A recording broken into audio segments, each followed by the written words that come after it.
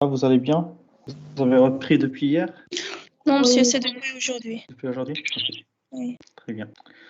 Donc là, on va continuer sur en fait là où on s'est arrêté la dernière fois. Donc on a 3 heures. Donc l'idée c'est de pendant la première heure donc de continuer un peu la dernière partie des formations. Après pour les 2 heures qui suivent, on va avancer un peu sur le TD. Je ne sais pas si vous avez eu le temps de le voir. Vous avez eu le temps de travailler dessus un peu ou pas? Oui, monsieur. Ok. Les autres, vous êtes là ou vous dormez encore? Donc, qui peut me rappeler en fait là où on s'est arrêté la dernière fois. Donc, on s'est arrêté dans la partie petite déformation, donc petite perturbation. Qui peut me rappeler ce qu'on a introduit avant? Donc, on a introduit plusieurs tenseurs. Donc, qui peut me rappeler comment ils s'appelaient et à quoi ça servait en fait chacun? Yallah, Taha Bourkhloufi. À quoi ça sert? En fait, quels sont les tenseurs qu'on a Aussi, on introduits? a défini le tenseur gradient de la transformation, qui est le Mhm. tenseur F. Et à D'accord. partir de ce tenseur, donc on a dit qu'il ne décrit pas bien la transformation. Donc quand on a la transformation, quand on a un corps qui ne se déforme pas, on a F qui n'est pas nul. Mhm. Donc du coup, c'est pas un bon outil qui fait En français, la en déformation. français, s'il te plaît. En français. D'accord, monsieur. Mhm. Donc, d'après ce tenseur, on a introduit le tenseur C, qui est F transposé multiplié par F. Mhm. Et après, à partir de ce tenseur, on a introduit aussi le tenseur E, qui est le tenseur de Green gauche. Green Donc, Lagrange. de Green-Lagrange. Donc, E égale 1 demi de F, donc de F moins I, moins l'identité, De C moins I. de C moins I. Très bien. Très bien. Donc, en fait, l'idée, c'est ce qu'a dit votre camarade. Donc, on a commencé par introduire le F. Donc, le F, l'idée, c'était pas de décrire la transformation. C'est plutôt, en fait, de trouver un lien entre un vecteur actuel et comment il était dans la configuration initiale. Donc, ça nous permettait d'écrire petit dx en fonction de grand dx. Après, on est passé au tenseur C. Donc, qui est le tenseur de... Comment il s'appelait? Le tenseur C. Dilatation. C'est le tenseur de dilatation. Dilatation de Donc, Cauchy-Green. c'est ça. Donc, le tenseur C, il permettait donc, de calculer le produit scalaire, donc dx prime en minuscule, donc en fonction de grand dx prime. Et l'idée, c'était après donc, de calculer la différence entre le produit scalaire de deux vecteurs dans la configuration actuelle par rapport au produit scalaire des mêmes vecteurs dans leur configuration initiale. Donc dx prime en minuscule moins grand dx prime. Et donc c'est là où on a eu le tenseur E qu'on a introduit. Donc c'est le tenseur des déformations de Green-Lagrange. Donc qui s'écrit en fonction du tenseur C. Après on a aussi introduit un autre tenseur, c'est lequel? Un dernier. De déplacement. Gradient de déplacement. C'est ça. Donc on a introduit le tenseur H, qui est le tenseur de déplacement. Et à partir du tenseur H, donc on a essayé d'exprimer les différents tenseurs qu'on a trouvés en fonction du tenseur H. Donc c'est ce qu'on a vu sur ce slide-là. Donc là, on a commencé par exprimer le tenseur F en fonction de H. Donc F, c'est H plus I. Donc H, c'est le tenseur gradient du déplacement. Et le H, il m'a permis de définir deux autres tenseurs. Donc le epsilon, on va voir en fait comment il s'appelle. Et le oméga qui décrit plus la rotation. Donc c'est la partie symétrique du tenseur. Et ça, c'est sa partie antisymétrique. Donc après, on a réécrit en fait les tenseurs qu'on avait déjà définis. Donc C en fonction de H et de epsilon. Et E en fonction de epsilon et de H aussi. Voilà. Donc c'était ça.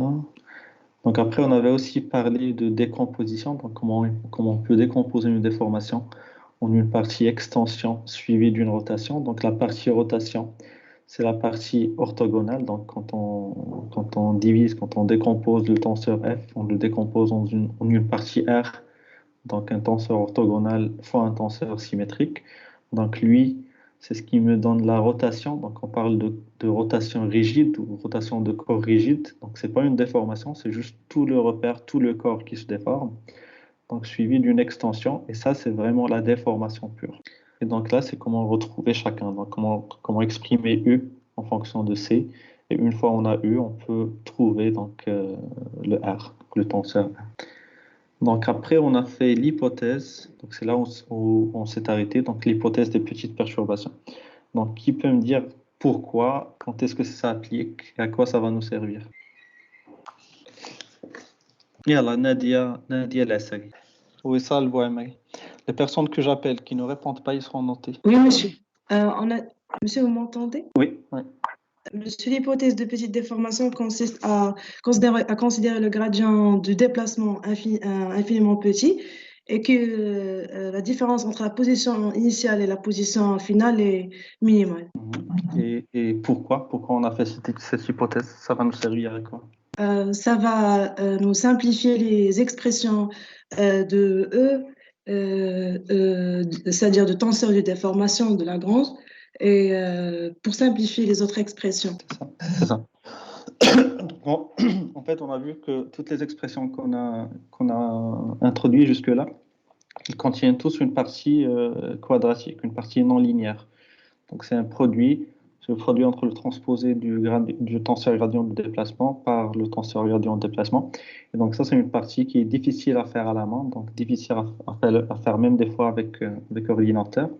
Et nous, l'avantage qu'on a un peu dans le génie civil, c'est qu'on est dans des configurations où généralement la déformation n'est pas très grande. Donc on a de petits déplacements, de petites transformations qui ont lieu. Et donc ça nous permet de nous placer dans ce qu'on appelle l'hypothèse des petites perturbations. Et donc quand on est là, on peut considérer que le déplacement est très petit et donc ignorer donc la partie quadratique, là où on a des produits. Et donc ça va nous simplifier le travail par la suite. Donc en fait, juste pour que vous soyez au courant, quand j'appelle des personnes pour répondre, ce n'est pas un examen. Vous répondez, même s'il y a des erreurs, on est là pour corriger. Après, vous savez que, comme ce que je vous ai dit au début, il y aura un contrôle inopiné et un examen. Donc, c'est bien que vous soyez toujours prêts, parce qu'on peut à tout moment faire un contrôle inopiné. On peut le faire même aujourd'hui s'il le faut. Donc, quand je vous pose des questions, n'ayez pas peur en fait, de mal répondre. Vous dites ce que vous avez compris. S'il y a des problèmes, on en discute avant de continuer notre cours. Donc, on a dit que dans le génie civil, on est dans l'hypothèse des petites perturbations. Donc, quelques exemples, c'est le tassement d'un bâtiment, donc son déplacement après la construction. C'est le déplacement, en fait, la flexion d'une poutre. C'est un essai de traction sur une armature, par exemple.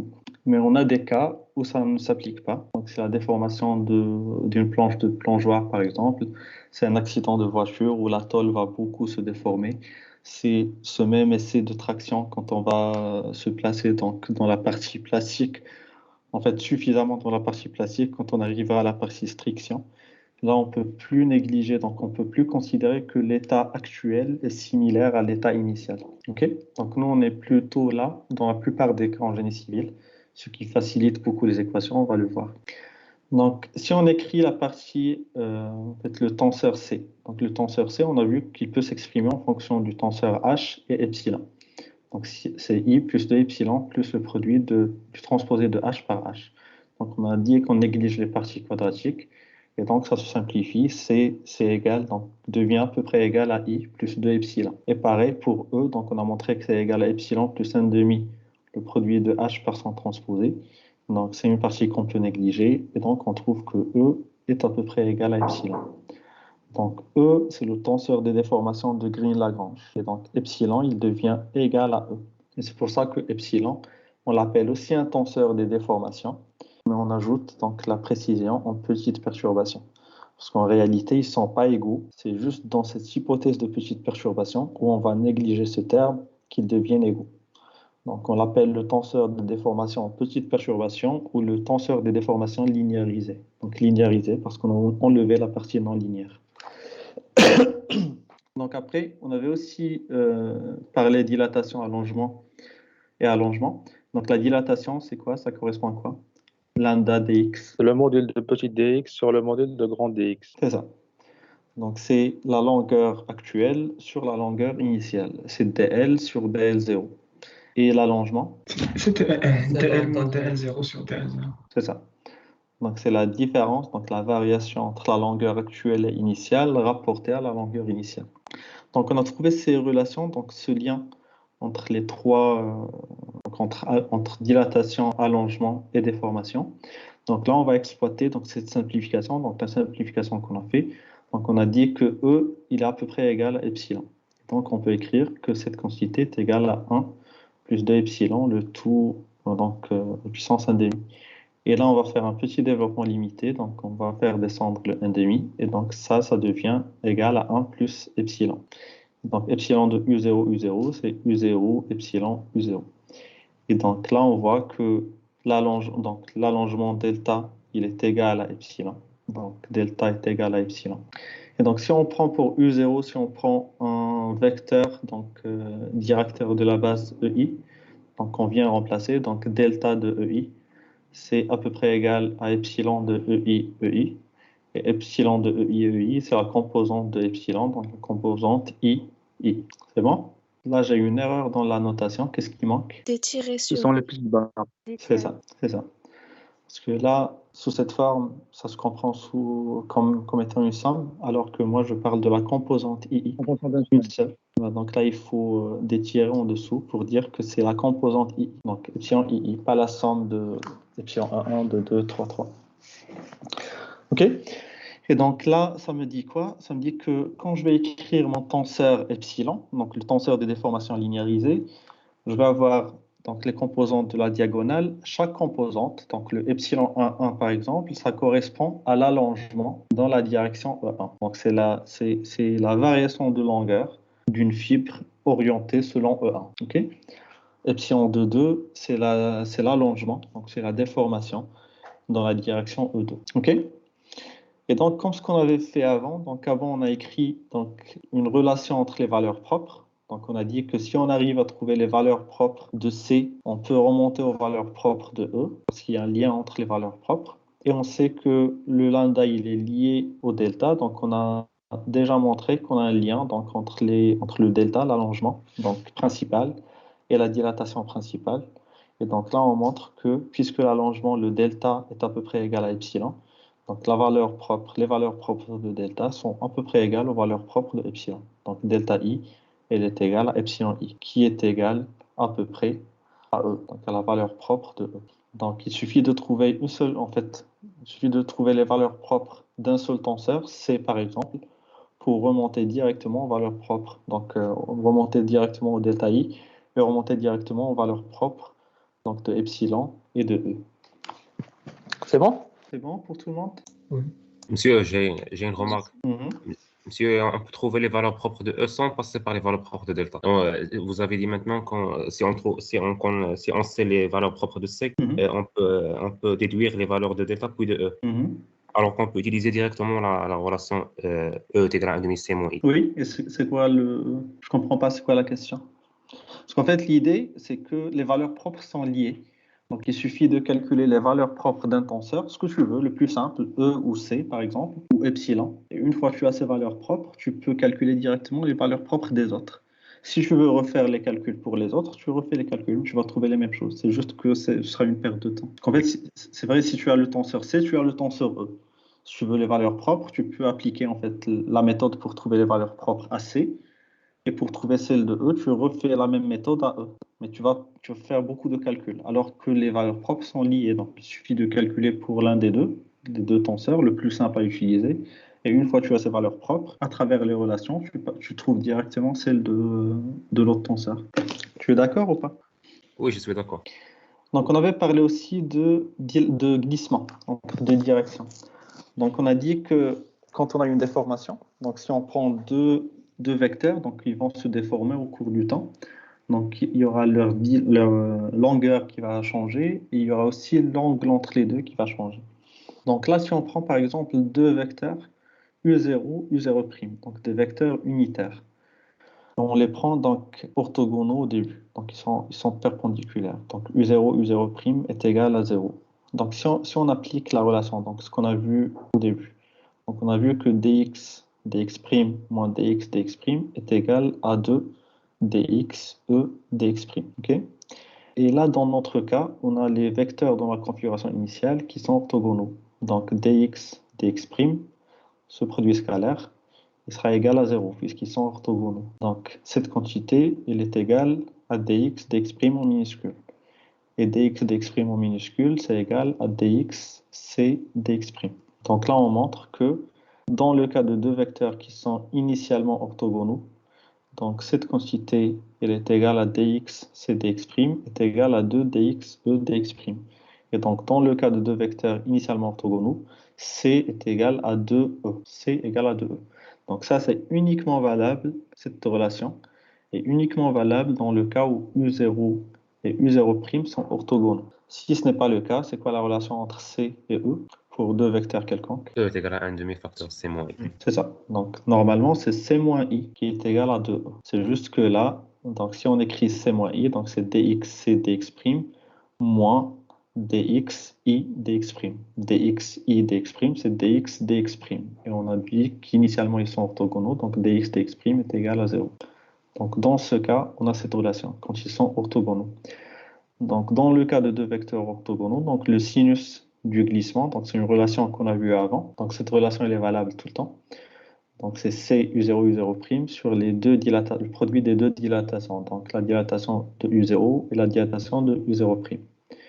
Donc on a dit que quand ils sont orthogonaux, C est égal à 2E. Donc cette quantité est égale à 2E U0 U0' sur le produit des dilatations. Donc on applique notre hypothèse et donc E devient égal à epsilon. Donc on trouve que cette quantité, donc déjà on est en petite perturbation, c'est ce qu'on a dit la dernière fois, on est en petite perturbation, donc le sinus de gamma serait égal à gamma, on est d'accord, donc l'angle est très petit, on a des déformations très petites, et donc le sinus de gamma est égal au gamma, on est d'accord? Oui, monsieur. Sinus de θ est égal à θ quand θ est très petit, donc sinus de gamma est égal à gamma. Donc le C qui est égal à 2E, E est à peu près égal à epsilon, donc 2E est égal à 2 epsilon. Lambda de U0, on a vu que les lambdas sont liés à epsilon, donc par cette relation. Donc lambda de U0, c'est égal à 1 plus epsilon de U0, U0. Et lambda de U0', c'est 1 plus epsilon de U0', U0'. Les déformations sont très petites, donc les epsilons sont négligeables devant 1. Donc epsilon est très petit devant 1. Epsilon est très petit devant 1. Donc en bas, on va avoir 1 fois 1. Et en haut, on va avoir 2 epsilon. Donc le gamma est égal à 2 epsilon de U0, U0'. Et donc c'est égal à 2 U0', epsilon, U0. Donc dans le cas où U0, si on prend U0 qui est égal à EI, et U0' est égal à EJ, donc EI, EJ des vecteurs directeurs de la base, donc différents, I différent de J. Donc on vient remplacer dans la relation, donc on va trouver que gamma, donc le glissement entre ces deux directions EI, EJ, est égal à 2 epsilon EI, EJ. Et donc epsilon EI, EJ, c'est la composante IJ, donc du tenseur epsilon. Donc c'est 2 epsilon IJ. Et donc qu'est-ce qu'on a trouvé jusque-là? Donc on a trouvé que les composants de la diagonale, ils me donnaient les dilatations dans les directions des vecteurs directeurs. Donc epsilon A1, ça me donne l'allongement dans la direction E1. Les composantes qui ne sont pas dans la diagonale, donc les epsilon IJ avec I différent de J, ils me donnent donc le glissement. Donc ils me donnent la moitié du glissement. Donc c'est gamma sur 2. C'est ce qu'on appelle aussi les demi-distorsions d'angle. Donc c'est les demi-glissements ou les demi-distorsions d'angle. Donc on a l'angle qui était droit qui se déforme par la suite. Donc le tenseur epsilon, il est très important. Déjà parce qu'il est simple à trouver, c'est la partie symétrique du tenseur H. Il facilite beaucoup les équations. Et il permet directement d'avoir, donc comme pour le C par exemple, il permet d'avoir les dilatations et il permet d'avoir les distorsions d'angle. Il est même plus simple que C. Si vous vous rappelez le C, pour trouver le epsilon, il était égal à CIJ sur la racine de CII, CJJ. Donc là, c'est simple. On prend directement une composante de la diagonale, qui n'est pas dans la diagonale, on multiplie par 2, on a le glissement. C'est bon pour tout le monde? Monsieur, Oui. monsieur, فهمت ديك المهم عندك تما غاما اي زيرو ابروكسيمي سو ديك 2 ايبسيلون اي زيرو اي زيرو بريم وداك المقام تقريبا كامل داز بحال مشى واحد كيفاش زعما ديك ايبسيلون ديك 1 بلس ايبسيلون يو زيرو اي زيرو فوا 1 بلس ايبسيلون اي زيرو بريم اي زيرو بريم ما كايناش ديفورماسيون زعما ما بين اي زيرو بريم و زيرو بريم. Ok, il y a trop de bruit. Jusque-là, on est d'accord. Là, tu as compris ce qu'on a ici? Tu as compris d'où ça vient? فهمت داك باساج من 2 ايبسيلون C'est de là à là. Donc, on a dit qu'on est dans l'hypothèse des petites perturbations. On a dit que dans ce cas, les transformations, elles sont très petites. Et on a montré que epsilon, donc dans le slide avant, donc là, on a montré que epsilon est égal au delta, donc à l'allongement. Et l'allongement, on a dit, c'est L moins L0 sur L0. On est d'accord. Donc, c'est la longueur initiale actuelle moins la longueur initiale divisée par la longueur initiale. On est d'accord? Ah oui, oui, oui. Donc là, on se place dans l'hypothèse des petites perturbations. Donc, on a dit que dans cette hypothèse, on peut considérer que la configuration actuelle est très proche de la configuration initiale. Donc, la longueur, on peut considérer qu'elle est très proche, que L est à peu près égale à L0. On a une déformation, mais elle est très négligeable, très petite. Donc, le delta, il est égal à quoi? Donc, L moins L0 sur L0, en considérant que L est à peu près égal à L0. Donc, le L moins L0 sur L0 est proche de 0. On a les deux configurations qui sont à peu près confondues. On est d'accord? Ah oui, monsieur.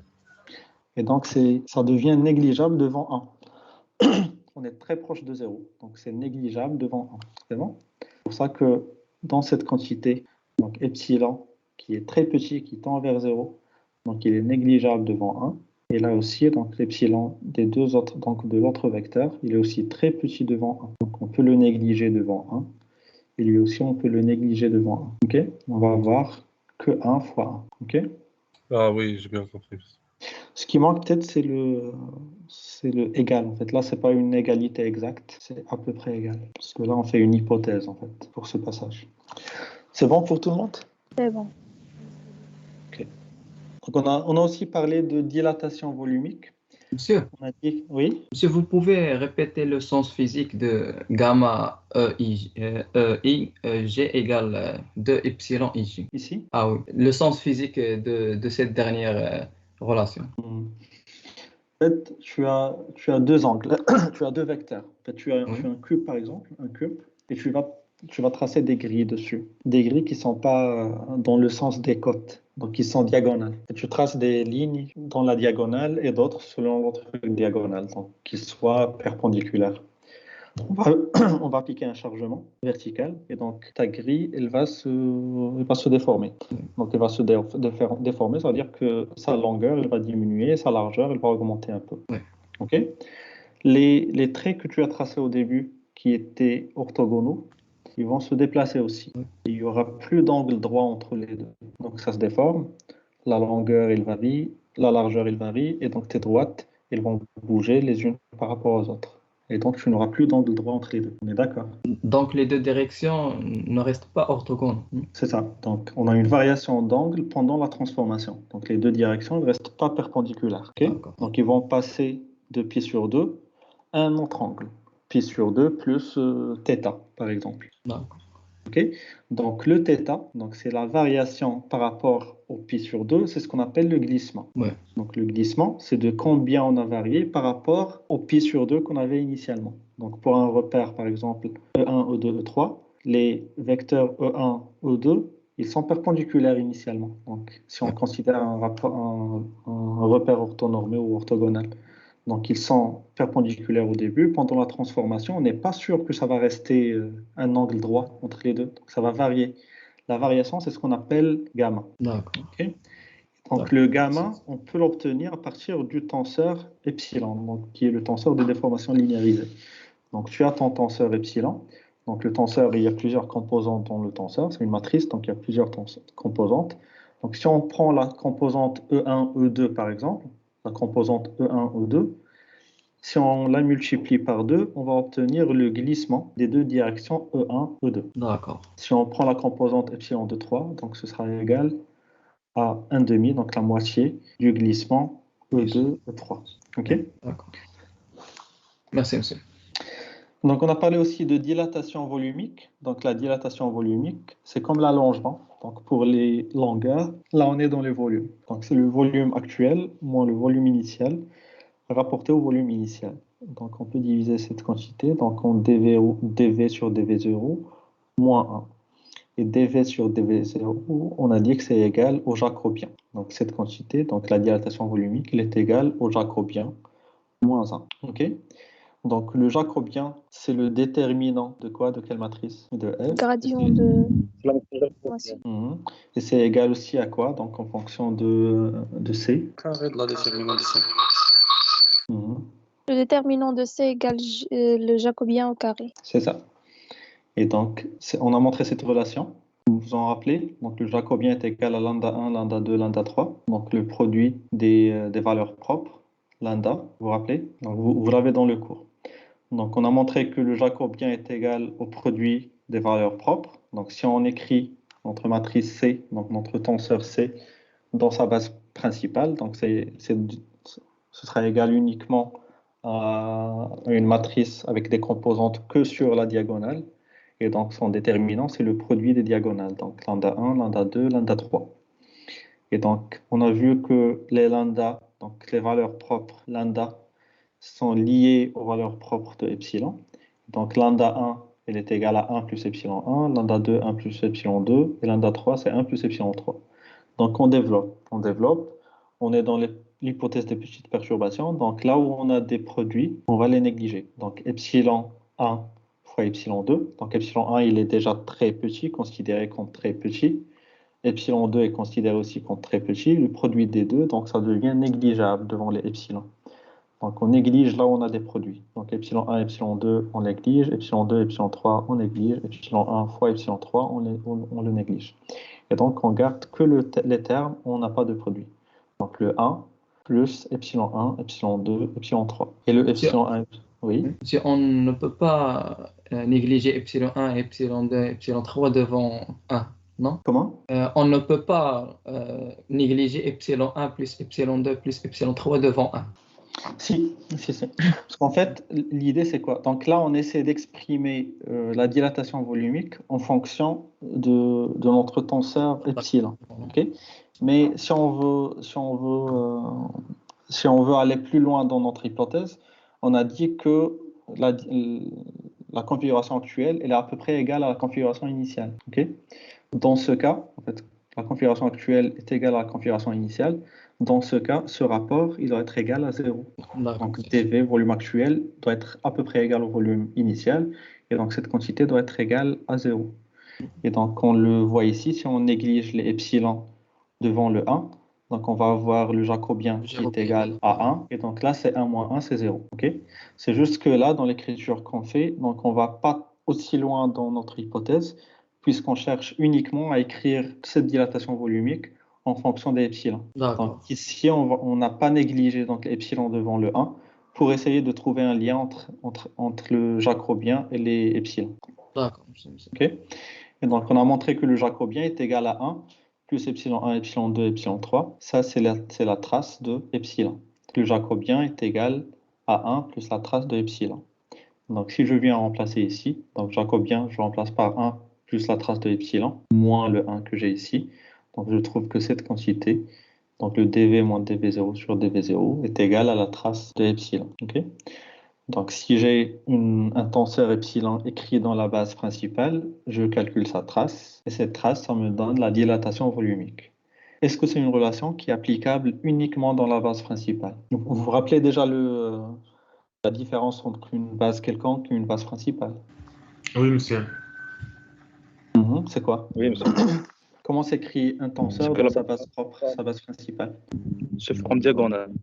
En diagonale, très bien. Et du coup, donc, quand on écrit un tenseur dans sa base propre, on facilite un peu les calculs parce qu'on n'a plus que des composantes dans la diagonale. Donc, les calculs sont plus simples. Donc, cette relation, on l'a montrée dans le cas où on a écrit donc, nos tenseurs dans leur base propre. Parce que là, ce qu'on écrit là, c'est des valeurs propres de epsilon. Donc, on a trouvé que la dilatation est égale à la trace de epsilon. Mais cette relation, elle reste applicable quelle que soit la base dans laquelle on va exprimer notre tenseur. Pourquoi? Parce que la trace de epsilon, c'est un invariant tensoriel. Vous vous rappelez, on a parlé des invariants. Donc, on a 3 invariants. Donc, il y a 3 invariants pour chaque tenseur. Et ces invariants, donc le premier, c'est la trace de tenseur. Donc, la trace d'un tenseur, elle est constante. Quelle que soit la base, on va l'exprimer. Donc, si on l'exprime dans sa base propre, ça va être la somme des valeurs propres. Si on l'exprime dans une autre base, donc notre tenseur il va s'écrire avec des composantes sur la diagonale et en dehors des diagonales, mais la trace, elle va rester pareille. Donc la trace, elle ne change pas. C'est le premier invariant tensoriel. Donc cette relation, elle est valable quelle que soit la base dans laquelle on va exprimer notre epsilon. OK? Donc on va le rappeler ici et on va revenir rapidement. Donc on a quelques propriétés pour notre tenseur epsilon. Donc la première, c'est qu'il est symétrique. Donc il est symétrique par définition, si vous vous rappelez. Epsilon, on l'a obtenu au début en décomposant le tenseur H en un tenseur symétrique et un tenseur antisymétrique. Le tenseur symétrique, c'était epsilon. Le tenseur antisymétrique, on l'a appelé comment? C'était oméga. Oméga. Donc epsilon, il est symétrique par définition. Donc il a un système de vecteurs propres, AI, qui sont associés à des valeurs propres, les EI, donc les epsilon I. Donc, comme ce qu'on avait vu au tout début, on a des propriétés. Donc, on peut dire que, en fait, si on retrouve les trois valeurs propres et qu'on trouve que deux sont égales et différentes de la troisième, donc on dit qu'on a un tenseur de révolution. Donc, ça veut dire que on a une direction, un premier vecteur propre, donc qui est associé qui est A3. Donc là, en fait, A3, c'est le vecteur propre associé à la valeur propre epsilon 3. Donc la valeur propre qui est différente des deux autres. Donc c'est un premier vecteur propre et on cherche deux autres vecteurs propres associés à epsilon 1 et epsilon 2 et ces deux vecteurs propres qui restent. Donc ce sera n'importe quel deux vecteurs qui sont dans le plan orthogonal à A3. OK? Donc on a la valeur propre qui est différente, donc elle me donne un vecteur propre. Puisque les deux autres valeurs propres sont égales, donc on dit que toute autre direction qui est orthogonale à ce vecteur A3, elle peut être considérée comme un vecteur propre aussi. Parce qu'en fait, on est dans le cas d'un tenseur de révolution.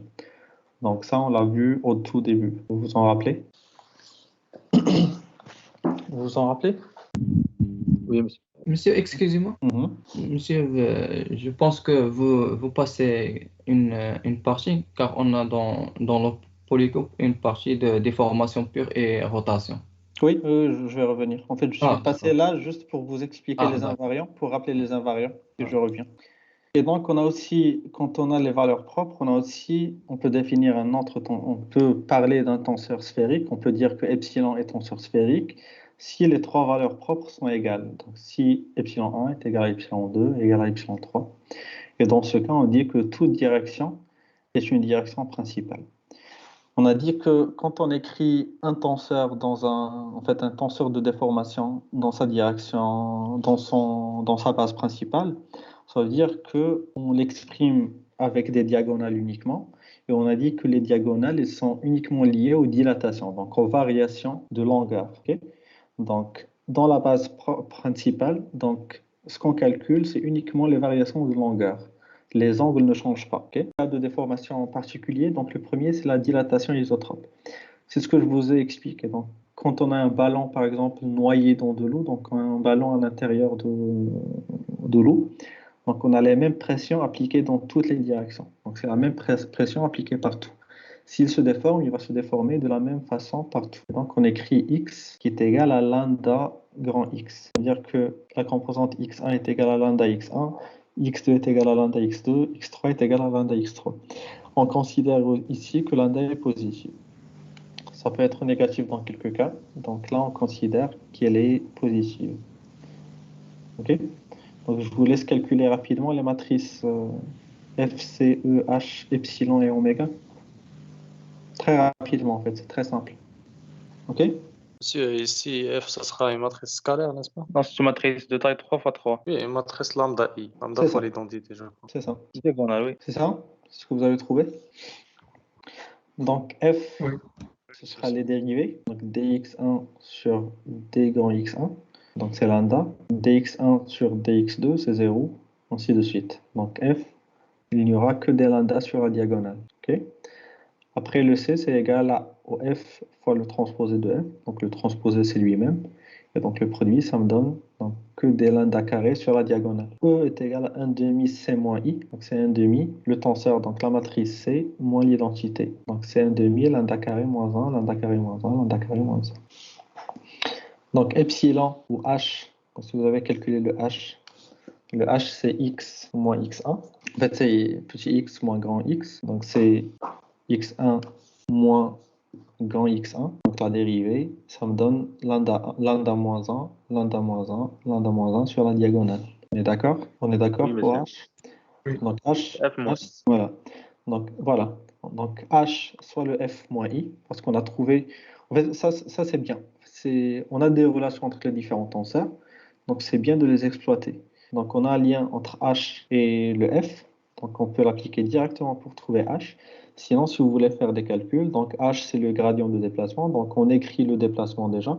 Donc le déplacement U1 par exemple, c'est x1 moins grand x1, qui est égal à lambda moins 1, le tout fois x1. Et on le dérive. Donc on le dérive par rapport à x1, x2, x3. Donc quand on dérive par rapport à x1, on trouve la première composante qui est lambda moins 1. On dérive par rapport à x2, ça me donne 0. Par rapport à x3, ça me donne 0. Et je fais pareil pour la deuxième composante du déplacement. Donc x2 moins grand x2 qui est égal à lambda moins 1 fois x2. Et je dérive. Donc ça, si vous voulez faire des calculs, vous allez trouver cette quantité. Si vous exploitez directement le lien entre h et f, vous allez trouver la même chose, mais beaucoup plus rapidement. OK? Donc, pour trouver le h, on trouve que c'est un tenseur qui est déjà symétrique. Donc, le h, on peut dire déjà, donc pas besoin de le décomposer. Il est déjà symétrique. Donc, h est égal à epsilon et oméga est égal à 0. On est d'accord? Donc, si on veut l'exprimer en fonction du tenseur identité, donc f, c'est lambda fois l'identité, c, c'est lambda carré fois l'identité, e, c'est 1 demi lambda carré moins 1 fois l'identité, h qui est égal à epsilon, c'est lambda moins 1 fois l'identité, et oméga, c'est égal à 0. Donc, si on veut calculer la dilatation dans la direction U0, donc U0, c'est un vecteur unitaire, donc c'est égal à U0 fois C fois U0, U0 fois C fois U0, la racine de tout ça, qui est égale à lambda. Donc, la racine composante. On est d'accord? Très bien.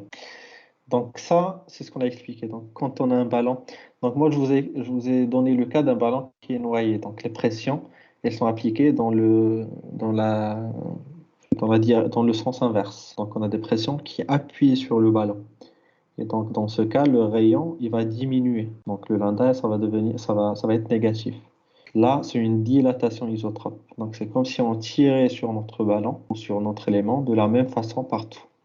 Et donc son rayon, il va augmenter de la même façon, donc de la même quantité, lambda, partout. Okay?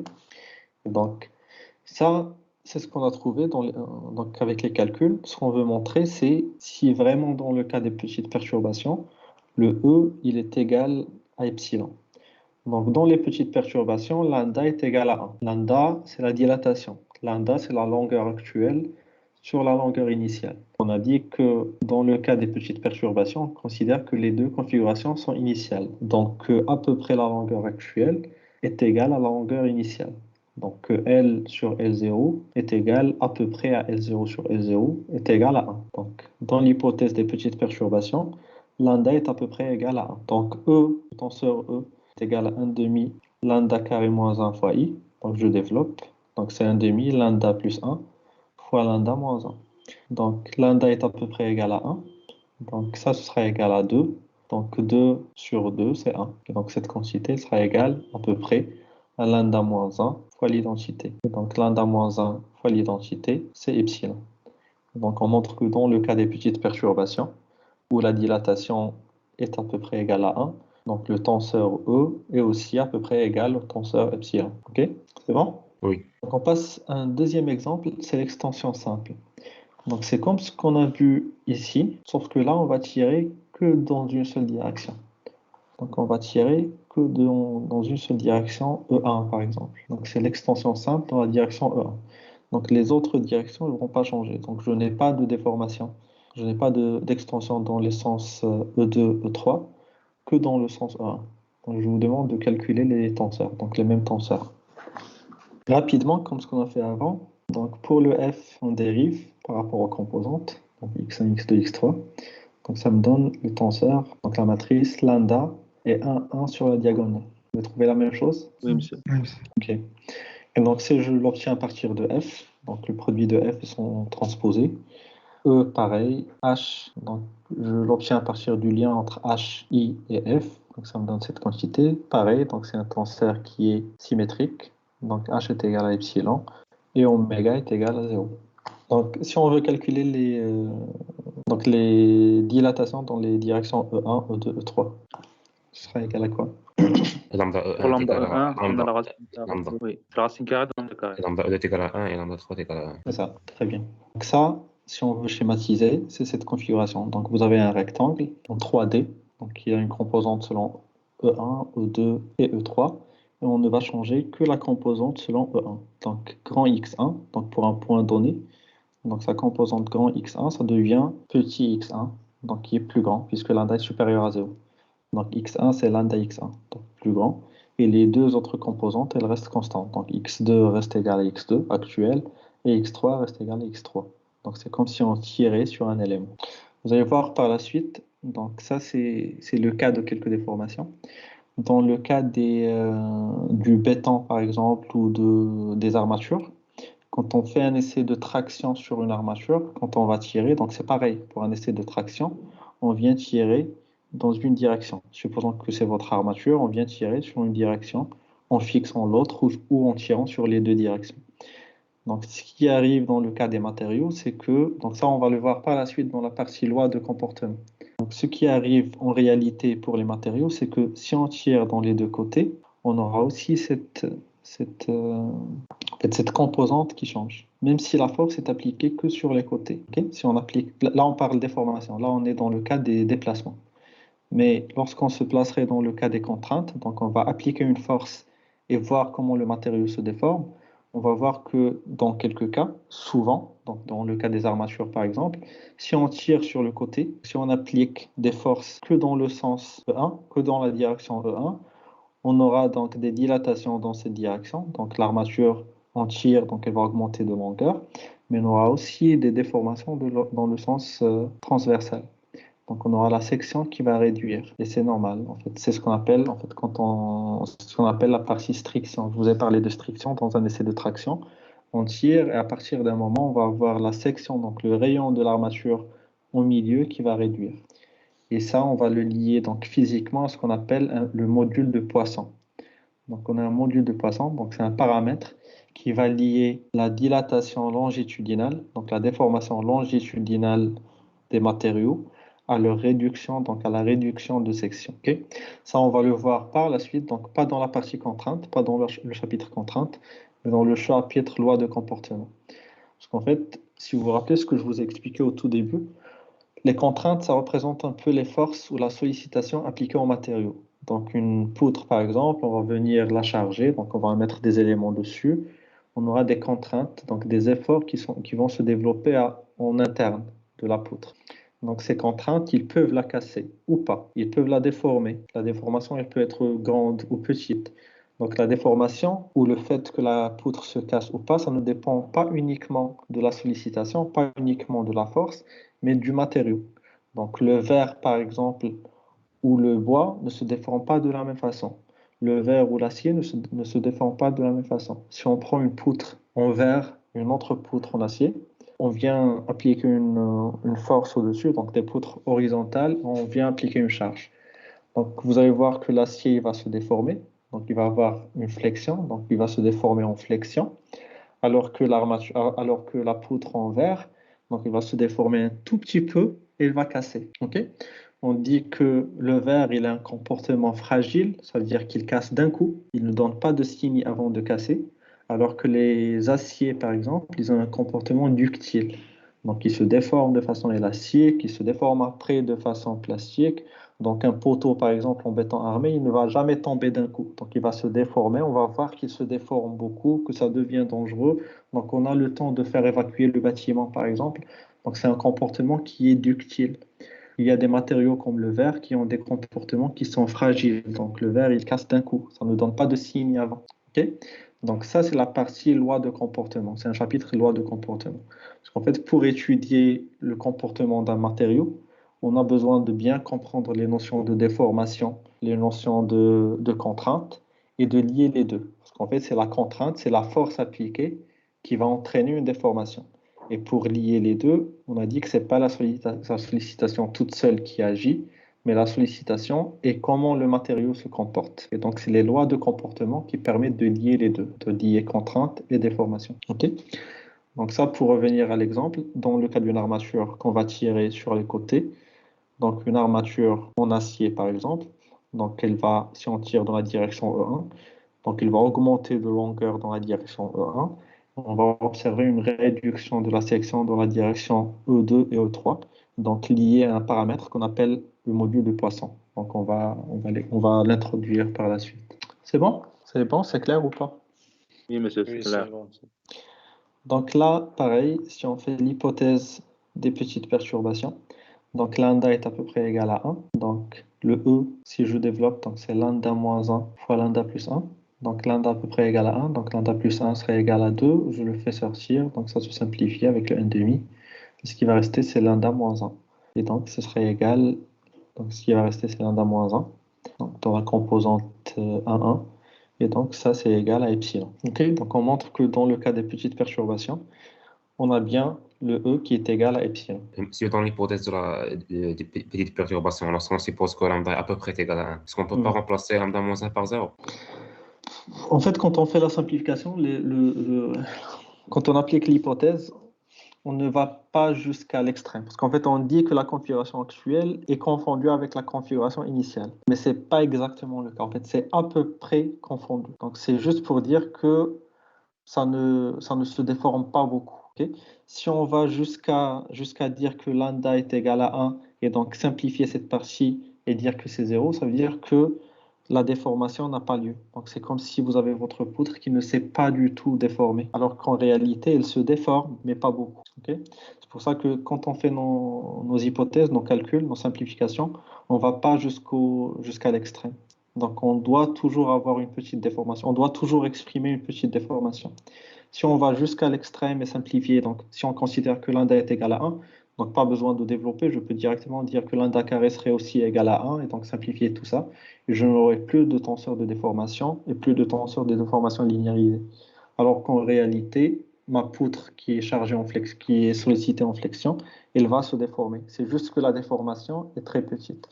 Donc j'ai toujours besoin de trouver un tenseur de déformation. Je ne peux pas totalement le négliger. OK? D'accord. Donc on fait des simplifications, mais on ne va pas jusqu'à l'extrême.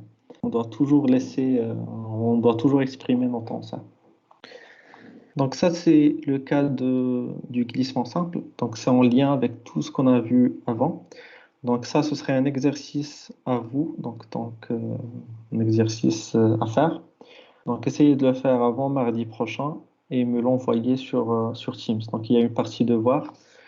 Je ne sais pas encore comment ça fonctionne. Je vais essayer de lancer un devoir, comme ça vous me l'envoyez directement sur Teams. Si ça ne marche pas, je vous le dirai par message, comme ça vous me le transférez par mail.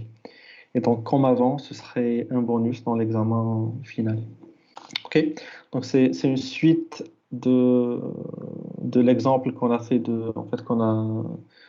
qu'on évoquait depuis le début, donc l'exemple du glissement simple.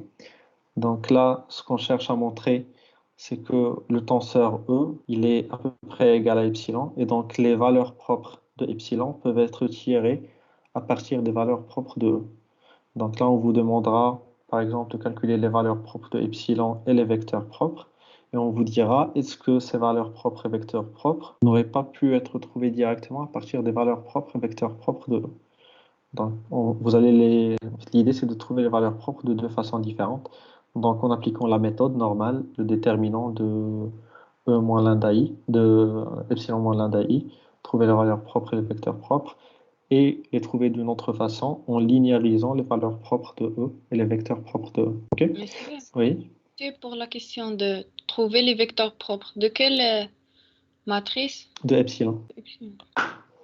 Si vous avez des questions, vous m'envoyez par Teams. C'est pas clair. OK? Et donc, vous m'envoyez vos réponses avant mardi prochain. Je donnerai le même exercice à l'autre classe. Donc, pour eux, c'est jusqu'à vendredi de la semaine prochaine. Et donc, vendredi, je vous mets la réponse directement. Comme ça, vous gardez la réponse. C'est pas très compliqué. En fait, c'est pas compliqué du tout. OK? Donc, Donc là, on a un autre exemple de déformation. C'est un exemple qu'on va rencontrer souvent, parce qu'en fait, la plupart des déformations en génie civil, on peut les étudier en 2D. On veut les étudier comme étant des déformations planes. Quand vous avez des poutres qui se déforment en flexion, donc vous voyez bien qu'elles se déforment uniquement du haut vers le bas, et peut-être aussi dans le sens longitudinal. On a les fibres qui vont augmenter, donc la partie supérieure ou inférieure de la poutre, qui vont soit augmenter de longueur ou réduire de longueur. Donc on peut l'étudier en 2D. Alors que dans la troisième direction, rien ne se passe. Donc généralement, on peut étudier donc les déformations en génie civil en 2D. Souvent, pas toujours, mais souvent c'est le cas. Quand on va étudier par exemple la stabilité d'un barrage, donc on a un barrage et on a de l'eau à côté, donc on peut venir faire une coupe dans la section pour tracer en 2D, tracer uniquement l'eau et mon barrage, un triangle par exemple. Et ça suffit pour l'étudier. Okay, donc on va l'étudier qu'en 2D, donc sa déformation en 2D. On va essayer dans notre cours d'ajouter un exemple sur les barrages, comme ça sera intéressant peut-être. Donc dans ce cas, donc la transformation, le F, donc une déformation plane, ça veut dire que le x1, donc la composante actuelle x1, s'écrit en fonction de x1 initial, x2 initial et du temps. Donc on n'a pas d'intervention de la troisième composante, puisque la déformation se fait uniquement sur le plan 1, 2, donc E1, E2. x2 pareil, donc ça dépend des composantes x1, x2 initiales, pas du temps, et du temps, donc pas de x3. Et x3, ça reste égal à x3 initial. Okay, donc on reste dans le plan. Toute la déformation se fait dans le plan. Donc quand je viens calculer mon tenseur f, je vais dériver. Donc je dérive x1 par rapport à x1, donc j'aurai quelque chose, puisque x1 dépend de grand x1, donc j'aurai quelque chose. Je dérive aussi par rapport à x2, je vais avoir quelque chose. Et je vais dériver par rapport à x3, je vais trouver 0, parce que le x1 ne dépend pas de x3, donc je vais trouver 0. Pour x2, pareil, donc je dérive par rapport à x1, ça me donne quelque chose, par rapport à x2, ça me donne quelque chose, par rapport à x3, ça me donne 0, puisque je n'ai pas de x3 à l'intérieur. Et pour x3 qui est égal à x3, je dérive par rapport à x1, ça me donne 0, par rapport à x2, ça me donne 0, et par rapport à x3, ça me donne 1. Ok ? Donc le tenseur f, ça s'écrit uniquement donc, avec des composantes, donc 1, 1, 1, 2, 2, 1, 2, 2, et 1 dans la composante 3, 3. C'est pareil, donc c'est f fois son transposé, donc c'est le transposé de ça. Donc quand je fais le calcul, je vais avoir un tenseur qui a la même forme, donc des composantes que sur le premier carré. Et le 1, donc dans le 3, 3, la composante 3, 3. Ok ? Donc à partir de f et de c, je peux calculer e. Donc e, c'est 1 demi c moins i. Donc c moins l'identité, donc ce 1 il va partir. Donc je vais avoir ces composantes, donc la diagonale, cette diagonale moins 1, cette diagonale moins 1, cette diagonale, en fait cette composante elle va rester pareille, celle-là elle va rester pareille, celle-là moins 1 je vais avoir 0, le tout fois 1 demi. Ok ? Donc ça va avoir cette forme. On est d'accord ? C'est clair ou pas ? Oui, monsieur. Donc e c'est 1 demi 1, c'est 1 demi c moins i. Donc c moins i, même le 1 qu'on avait ici va partir. Donc on va avoir 0. H, il est lié à F, donc pareil, en calculant, le 1 il va partir. Epsilon, c'est la partie symétrique de H, donc epsilon c'est à peu près égal à E, en petite perturbation, donc il va avoir à peu près la même forme de E. Et oméga, c'est la partie antisymétrique de H, donc partie antisymétrique d'un tenseur qui s'écrit de cette façon. Donc ça va s'écrire aussi de la même façon. Donc dans le cas d'une déformation plane, on n'a pas de composante, donc avec 3 en indice. Donc 1, 3, 0. La composante 2, 3, c'est 0. 3, 3, c'est 0. 3, 1, c'est 0. 3, 2, 3, 3, 2, c'est 0. Donc là où vous avez 3 en indice, ce sera égal à 0. Okay ? Et donc quand on est dans le cas des déformations planes, on n'a même plus besoin d'étudier un tenseur, donc d'étudier ce tenseur avec des matrices 3, 3. Donc on peut uniquement nous limiter à une matrice de 2, puisqu'on est en déformation plane, puisque les autres composantes, elles sont nulles. Donc on va le voir dans le TD tout de suite. Donc quand on est en déformation plane, même si on est en 3D, puisqu'on n'a pas de déformation dans la troisième direction, on peut étudier notre tenseur avec des matrices de 2. Ok ? Et donc dans ce cas, donc, quand on va écrire dans la base principale, donc mon tenseur epsilon, donc il s'écrit de cette façon dans toutes les bases. Quand on va se placer dans la base principale, Ce qui va changer, c'est juste que les composantes qui ne sont pas dans la diagonale seront nulles. Et donc, on aura epsilon 1, epsilon 2, et la troisième composante, elle serait nulle. OK? Donc là, on a une partie très importante. C'est l'avant-dernier slide avant de passer au TD. Donc, ce qu'on a montré jusque-là, c'est un lien entre le champ de déplacement et le champ de déformation. On est d'accord? Donc, le champ de déformation, c'est le epsilon. En petite perturbation, c'est le epsilon. Epsilon, on a dit, c'est la partie symétrique du gradient de déplacement. Donc, si vous avez votre déplacement, vous calculez le tenseur H, qui est le gradient de déplacement, et vous prenez la partie symétrique du tenseur H, ça vous donnera le champ de déformation epsilon, donc linéarisé. Donc, dans ce sens, on peut le faire, c'est simple. Donc, on a le déplacement, on peut avoir le champ de déformation. Des fois, ce sera l'inverse. Donc, on va vous donner un champ de déformation, on va vous donner des epsilons ou des E, et on vous demandera de trouver le champ de déplacement. Donc, on vous demandera de faire le sens inverse. Et donc, le sens inverse, c'est pas aussi simple à faire. Le sens inverse, c'est de dire est-ce qu'on a un champ de déplacement U tel que epsilon soit sa partie symétrique. Donc, vous avez epsilon, et on va vous demander de trouver un champ de déplacement U de sorte à ce que epsilon soit sa partie symétrique. Donc, la partie symétrique de son gradient. Et donc, ça, c'est pas simple à faire. Pourquoi?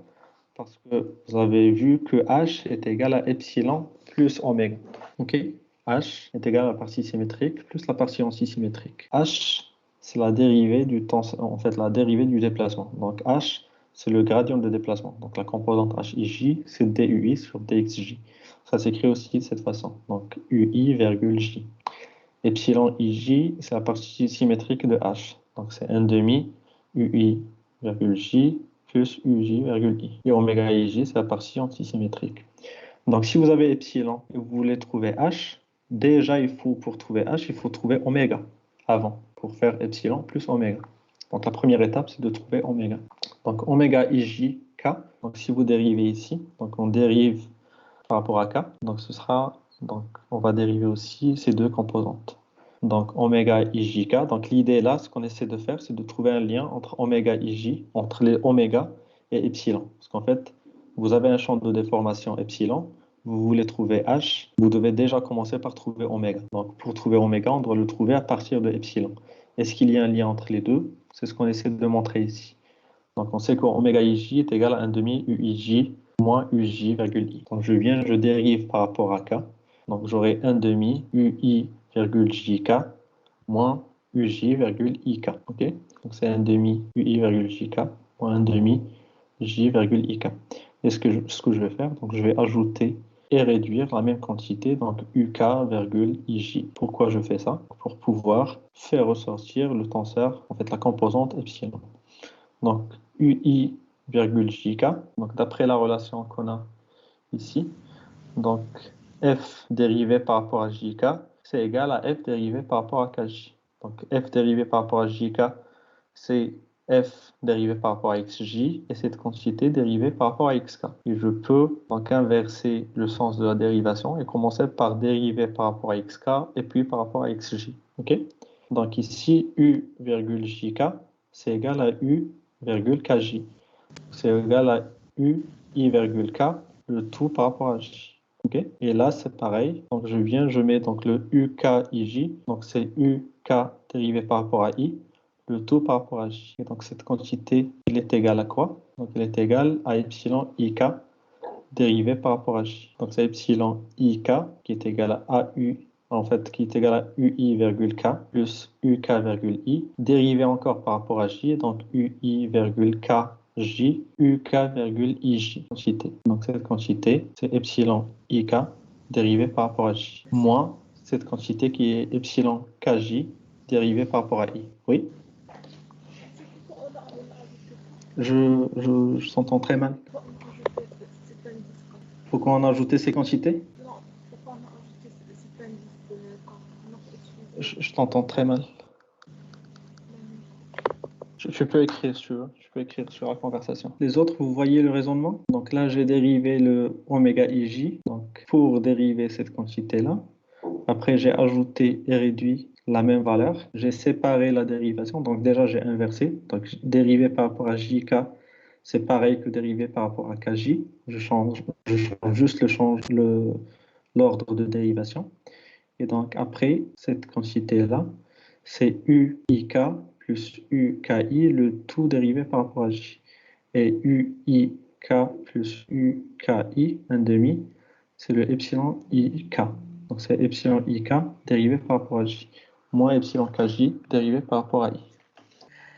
Est-ce que c'est clair pour les autres? Monsieur, vous avez une question في conversation de Teams. Pourquoi on a introduit K? En fait, on a introduit le K, c'est juste pour... l'idée, c'est de trouver un lien entre oméga IJ, oméga et epsilon IJ. On ne peut pas le trouver directement ici. Essayez de le trouver directement, vous ne pourrez pas. Donc, ce qu'on essaie de faire, donc ce qu'on a fait, c'est qu'on a encore dérivé, ok? On a dérivé pour pouvoir ajouter et réduire cette même quantité. Et quand on aurait fait ça, donc à partir de UI dérivé par rapport à JK plus UK dérivé par rapport à IJ, donc à partir de ces deux, on peut faire ressortir notre epsilon. Et à partir de ces deux autres, on peut faire ressortir notre epsilon ici.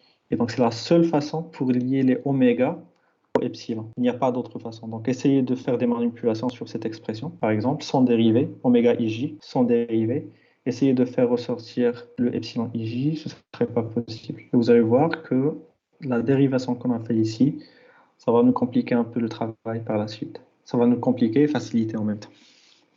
Donc, la seule façon possible pour lier oméga à epsilon, c'est de dériver oméga, donc par rapport à k, faire la manipulation, donc ajouter et réduire UK, IJ, donc l'ajouter et la réduire, faire une manipulation sur les deux, donc là je ne fais que inverser, donc J et K, donc j'inverse le sens, en fait l'ordre de la dérivation, j'inverse l'ordre de la dérivation, donc ça c'est égal à UI dérivé par rapport à K, plus UK dérivé par rapport à I, le tout dérivé par rapport à J.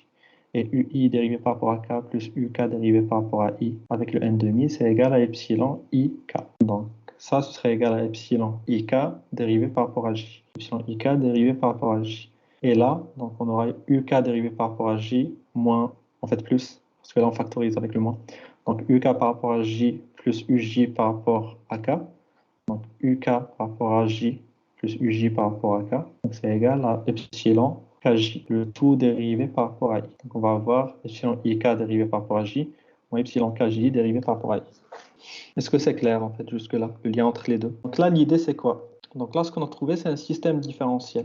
Donc on a le oméga qui est lié à epsilon. Donc si on a notre epsilon, on doit essayer de remonter jusqu'à oméga. Donc là on a des conditions, on a une condition qui est nécessaire et suffisante pour qu'un système soit intégrable. Donc, c'est les conditions que vous avez peut-être vues en classe prépa.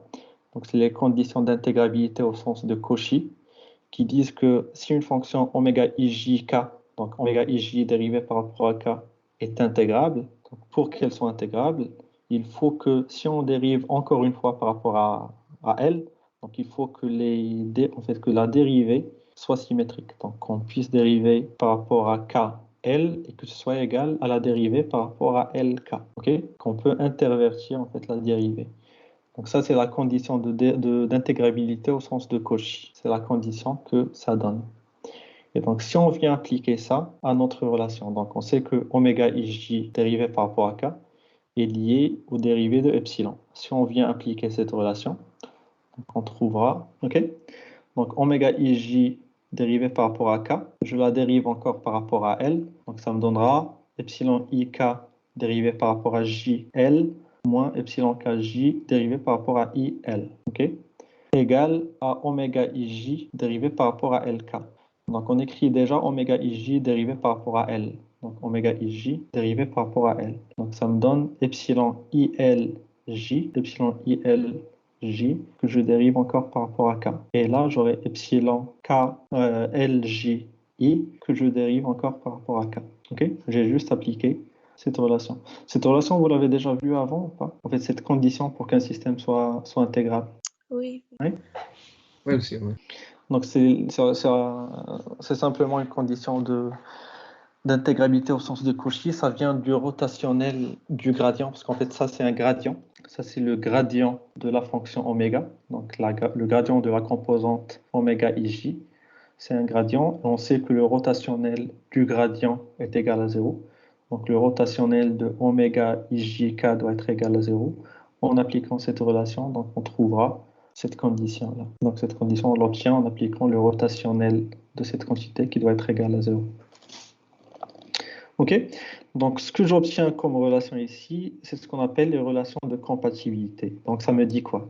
Ça me dit que si j'ai un champ de déformation, si je vous donne un epsilon, si je vous dis que j'ai une structure, j'ai un poteau qui subit une déformation thermique, donc il y a de la température, il est ensoleillé, donc il est à l'extérieur, il se déforme et je vous donne un champ de déformation. Je vous dis qu'il se déforme selon le tenseur epsilon. Je vous donne un tenseur epsilon.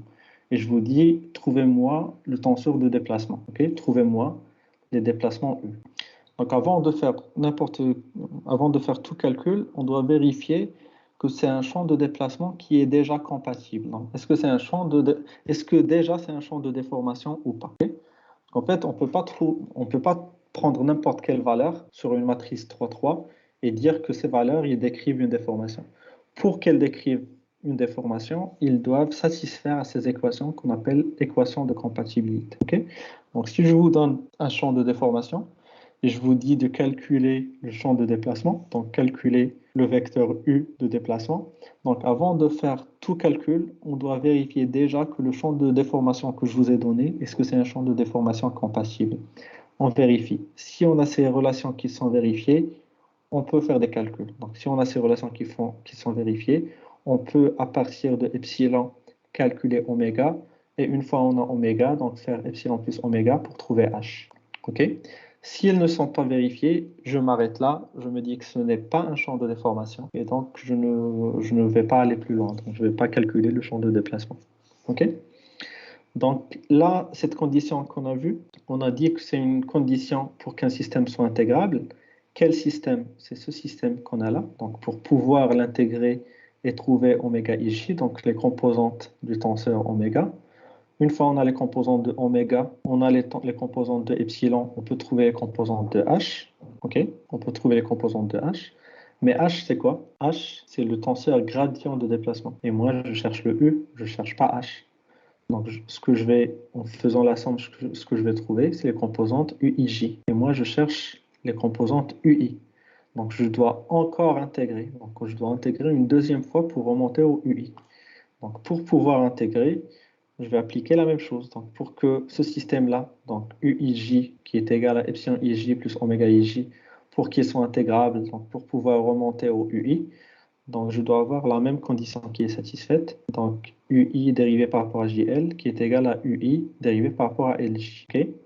Donc UI dérivé par rapport à JL, c'est epsilon IJ dérivé par rapport à L plus oméga IJ dérivé par rapport à L. Et UI dérivé par rapport à LJ, c'est égal à ça. Et ce qui est bien, c'est que cette condition, elle est tout le temps satisfaite. Puisqu'on a oméga IJ dérivé par rapport à L qui est égal à epsilon IL dérivé par rapport à J moins epsilon LJ dérivé par rapport à I. Donc cette condition, elle est toujours satisfaite et donc ça ne me donne pas des relations en plus. Okay? Donc je ne vais pas avoir de conditions supplémentaires.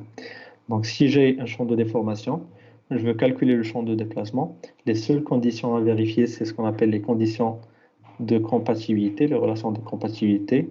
Ce sont 6 relations à vérifier. Une fois elles sont vérifiées, je peux calculer oméga à partir de epsilon. Une fois j'ai calculé oméga, donc j'ai oméga, j'ai epsilon, je peux calculer les composantes du tenseur H, donc qui sont les composantes UI dérivées par rapport à J. Une fois c'est fait, je peux encore intégrer pour trouver les composantes UI, donc du vecteur U. Donc là, la complexité, elle vient de quoi? Elle vient du fait que je pars d'un champ de déformation tensoriel, donc décrit avec une matrice 3-3, et je dois remonter à un champ de déplacement qui est un vecteur, qui a 3 composantes. Donc lui, c'est une matrice, mais une matrice qui est symétrique, donc il y a 6 composantes différentes, puisque c'est symétrique, donc j'ai que les 3 composantes de la diagonale, et 3 composantes en dehors de la diagonale. Les autres, elles sont égales. Donc, je pars d'un champ avec 6 composantes et je dois remonter, donc je dois intégrer pour trouver un champ de déplacement vectoriel où je n'ai que 3 composantes. Donc, pour que cette intégration soit possible, il faut que les composantes du champ de déformation soient liées entre elles. Et la liaison entre ces composantes de champ de déformation, c'est ce qui est exprimé par les relations de compatibilité. OK?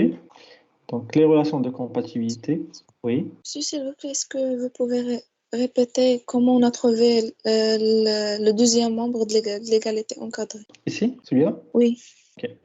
Donc là, ce qu'on va faire, on va juste exprimer oméga ij. En fait, oméga ij dérivé par rapport à KL. J'ai déjà oméga ij dérivé par rapport à K. Si je veux encore dériver par rapport à L, je viens juste ici dériver par rapport à L, dériver par rapport à L. Donc je vais avoir epsilon ik jl moins epsilon kj il. De l'autre côté, j'aurai oméga ij dérivé par rapport à lk. J'exprime déjà, je commence par exprimer oméga ij dérivé par rapport à L. Donc oméga ij dérivé par rapport à L. Donc je n'ai plus K, j'ai L. Donc je viens, les K, je les remplace par L.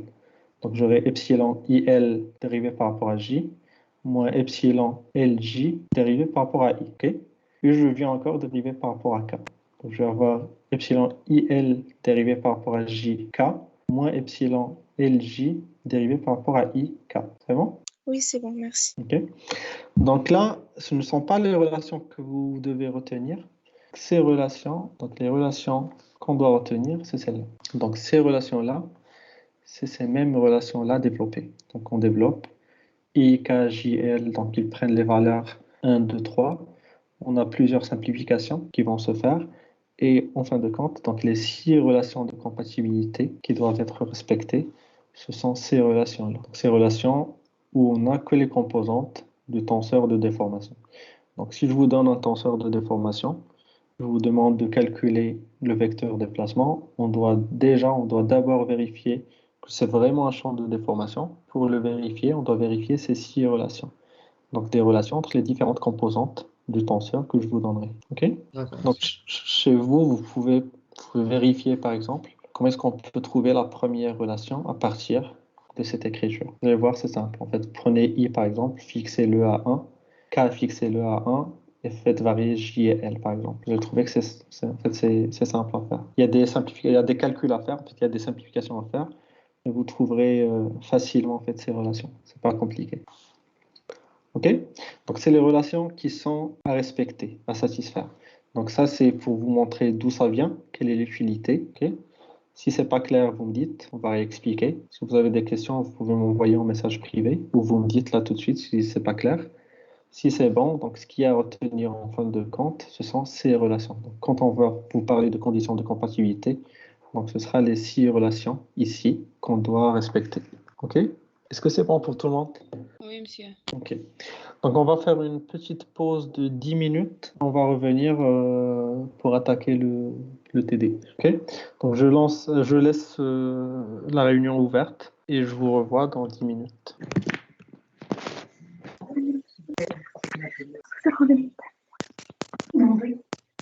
Tout le monde est là? Très bien. Donc les exercices, vous avez eu le temps de les voir avant ou vous voulez qu'on corrige directement ou que je vous laisse un peu de temps pour faire? Tout le monde les a essayé de les faire avant ou pas? Yallah, je vous laisse 10 minutes pour ce premier exercice. Après, même pas 10 minutes en fait, c'est rapide. Après, on appellera à chaque fois quelqu'un pour qu'il nous donne sa réponse. Donc ça, c'est un exercice qui rappelle un peu les deux points de vue, lagrangien et eulérien, donc qu'on a introduit au tout début.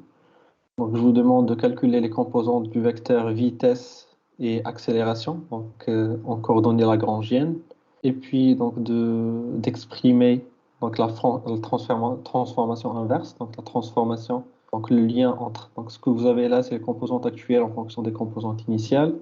Je vous demande de faire l'inverse, donc d'écrire les composantes initiales en fonction des composantes actuelles, et à partir de cette transformation, de trouver donc les vitesses et les accélérations en composantes eulériennes. Et après, on cherche à montrer cette relation. Donc pas à montrer la relation, mais en fait, montrer que l'accélération en composante eulérienne peut s'écrire à partir de cette relation-là. OK? Donc, je vous laisse 10 minutes et on corrige par la suite. Et je suis là si vous avez des questions, je suis toujours là. Je coupe mon micro, mais je suis là. Donc, quelles sont les composantes du vecteur vitesse? Donc, la première composante, V1. Oméga x1. Sur V1 égale Oméga x1. V2. 2 oméga 2 factoriel. oméga x2 fois 1 plus oméga t. V3. 2 oméga au carré x3 t. 3t. Très bien. Et pour l'accélération? Sur gamma 1 égale à 0.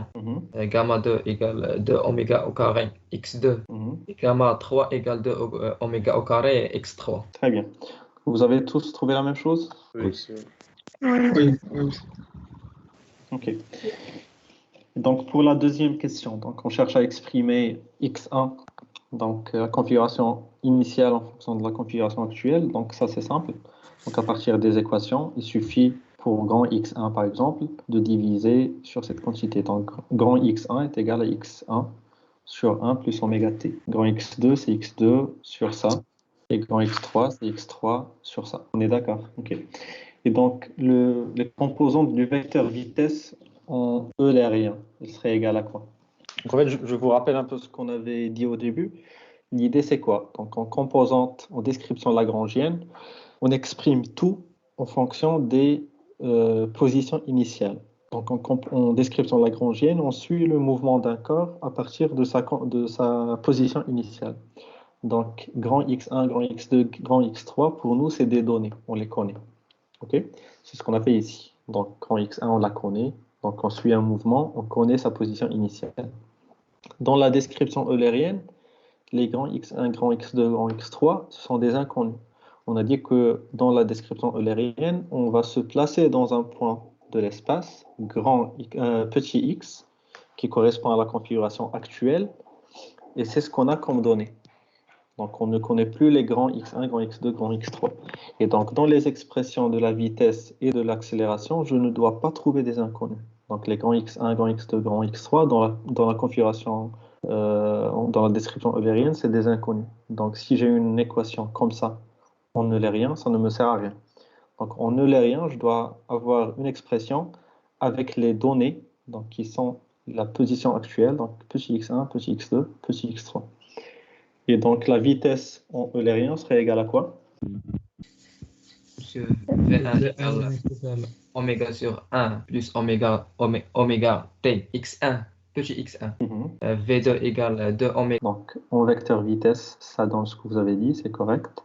En accélération, donc A1, je n'ai rien, donc ça reste 0. A2, je viens remplacer x2 par son expression, donc ça me donne 2 oméga carré fois x2, le tout en fait sur 1 plus oméga t, tout au carré. Et A3, c'est 2 oméga carré sur x3, je remplace x3 par son expression. OK? Donc ça, c'est la description en eulérien. Donc lorsqu'on vous demande par la suite, l'expression qu'on vous demande de montrer, c'est de montrer que l'accélération eulérien, ça s'écrit sous cette forme. Cette forme, c'est la dérivée particulière. Donc c'est ce qu'on va voir la semaine prochaine.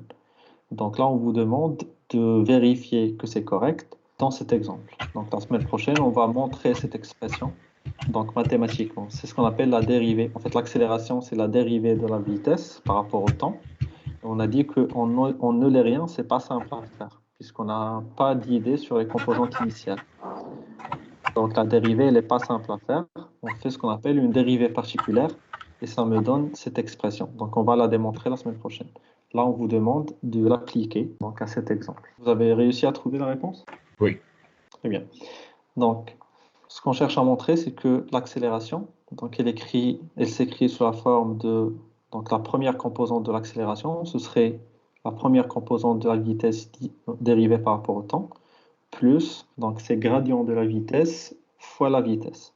Donc le gradient de la vitesse, c'est une matrice. Dans la première ligne, on va avoir, par exemple, en fait, la première composante, V1, dérivée par rapport à x1.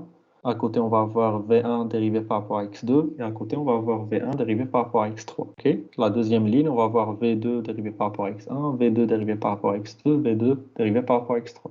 Ainsi de suite. Donc cette matrice, on va la multiplier par le vecteur vitesse. Donc V1, V2, V3. Donc on fait la multiplication ligne et colonne. Donc on va avoir donc, la première ligne de la matrice, donc dv1 sur dx1, multiplié par la première composante de la colonne du vecteur vitesse, donc V1. Après dv1 sur dx2 fois v2, dv1 sur dx3 sur v3. On est d'accord? On est d'accord? Oui. Donc ça, c'est pour la première composante de l'accélération. Pour la deuxième, ce serait pareil. Donc il n'y aura que l'indice du v qui va changer. Et pour la troisième, donc pareil. Et donc là, on doit faire les calculs. Donc ici, on dérive v1 par rapport à x2. Alors que v1, il n'a pas de composante selon x2. Donc sa dérivée par rapport à x2 est nulle. On dérive aussi v1 par rapport à x3, mais il n'a pas de composante selon x3, donc sa dérivée est nulle. Pareil pour v2. On dérive par rapport à x1, alors que v2 n'a pas de composante selon x1, donc sa dérivée est nulle. Et on le dérive par rapport à x3, c'est nul. Et pour le v3, on dérive par rapport à x1, donc j'ai pas de composante selon x1, donc c'est 0. Et par rapport à x2, pareil, c'est 0. Donc ce qui reste, c'est ces deux quantités pour la première composante. Donc c'est la dérivée de v1 par rapport au t, donc au temps. Donc c'est la dérivée de cette quantité. Donc la dérivée, vous savez faire, donc ça me donne ça. Donc moins oméga carré sur 1 plus oméga t, le tout au carré, fois x1. Plus, donc v1, fois la dérivée de v1 par rapport à x1. V1, c'est ça, donc oméga x1 sur 1 plus oméga t, donc oméga x1 sur 1 plus oméga t, multiplié par la dérivée de v1 par rapport à x1. Donc je dérive par rapport à x1, donc ça part. Je vais avoir oméga sur 1 plus oméga t. Donc ça multiplié par oméga sur 1 plus oméga t. Et donc là, si je fais la multiplication, je vois que je vais trouver l'inverse de ça. Donc je vais avoir oméga carré x1 divisé par 1 plus oméga t, le tout au carré. Donc plus, moins, donc ça part, je trouve 0. C'est bon pour tout le monde? Oui. Très bien. Et pour les autres, donc pareil, c'est que des dérivations. Donc je dérive V2 par rapport au temps, vous savez faire. Et là, je multiplie V2 par sa dérivée par rapport à x2. Et donc ça me donne cette quantité. Et pour V3, pareil, donc ça me donne ça. Et donc si je compare à ce que j'ai trouvé avant, donc je trouve que j'ai bien les mêmes valeurs. Donc A1, on eulérien, c'est 0. A2, donc c'est la même quantité. A3, c'est la même quantité. Okay. Sauf que là, pour le trouver, on a d'abord exprimé en lagrangien, on a fait la fonction inverse, et puis on a remplacé. Donc dans cet exemple, c'est simple à faire. Des fois, on a des déformations qui sont plus compliquées, et donc ce cheminement, il est compliqué à faire. Donc c'est pour ça que la semaine prochaine, on introduit la dérivée particulière. Donc c'est la justification, la démonstration de la relation qu'on a utilisée ici. Et donc ça permet directement de trouver, donc de calculer les composantes du vecteur accélération, par exemple, donc en fonction directement du vecteur vitesse. OK? Donc la semaine prochaine, on va démontrer la dérivée particulière. Dans ce cas, il est appliqué à l'accélération. Mais nous, ce qu'on va montrer, c'est la dérivée particulière appliquée à tout champ, en fait, à tout champ vectoriel ou tensoriel. C'est bon? C'est bon pour tout le monde? Oui. Très bien. Donc là, on va... Monsieur. Oui? Pour la description eulérienne, est-ce qu'on considère que la configuration actuelle est fixe? C'est ça, oui. C'est ce que je vous ai expliqué, en fait, l'exemple du gendarme. Donc, si je mesure la vitesse devant l'école, donc ce que j'ai comme donnée fixe, c'est la position des gendarmes ou la position du radar. Donc, il est placé devant l'école. Donc, la position actuelle où je fais la mesure, elle est fixe. Ce que je ne sais pas, c'est la configuration initiale. En fait, je mesure la vitesse de deux voitures qui passent devant l'école. Donc, la position actuelle, je la connais. Les deux voitures, j'ai une voiture rouge, une voiture bleue. Je ne connais pas d'où elles viennent. Donc la voiture rouge, elle vient peut-être de Rabat, la voiture bleue, elle vient de Fès. Okay. Leur position initiale, c'est l'inconnu dans la description eulérienne. Okay. Dans la description lagrangienne, c'est l'inverse. Je connais la position initiale des voitures, mais je ne connais pas leur position en fonction du temps. Je peux les connaître en fait si je trouve la fonction transformation. Mais la donnée initialement, ce que j'ai comme donnée, ce qui est fixe, c'est leur position initiale. Ce qui est variable, c'est leur position en fonction du temps, leur position actuelle. En eulérien, c'est l'inverse. Très bon? D'accord, merci. Okay. L'exercice 2, on le fera en début de la semaine prochaine. On le fera rapidement. Il est simple à faire, donc je vous demanderai de le faire chez vous. Pas besoin de me l'envoyer, donc on le corrigera la semaine prochaine. Mais c'est simple. Donc pour chaque... donc là, on a trois vecteurs déplacement. Et donc, je vous demande de calculer le tenseur de déformation. Donc, c'est simple, je fais le gradient, je prends la partie symétrique. Donc, ça aussi, on le fera début de la semaine prochaine. Je vous demande de faire, là, c'est l'exercice 4, donc pour qu'on puisse le corriger. Donc là, c'est ce qu'on appelle une rosette. Donc, dans les essais en laboratoire, on utilise des fois ce qu'on appelle une rosette. Donc, on a une éprouvette qu'on va solliciter en compression, par exemple, ou en traction, ou en flexion. On a besoin de bien décrire la déformation. Donc, ce qui est simple, quand je faisais, moi, par exemple, des essais de retrait, je mesurais que la déformation dans le sens longitudinal, donc la variation de la longueur de l'éprouvette. Alors que je vous expliquais tout à l'heure qu'on a aussi, en fonction du matériau, on peut avoir des déformations transversales. Donc l'éprouvette, elle réduit, donc sa longueur, elle est réduite. Mais on peut aussi avoir des déformations de la largeur, par exemple, ou de l'épaisseur de l'éprouvette. Quand on fait un essai de compression, de traction, de flexion, c'est encore plus compliqué. Donc on peut avoir plusieurs déformations qui ont lieu donc, en tout point de l'éprouvette. Donc, pour bien décrire la déformation, on va placer 3 capteurs. C'est ce qu'on appelle une rosette delta. Donc, on place 3 capteurs avec des angles de 60 degrés donc entre les différentes directions.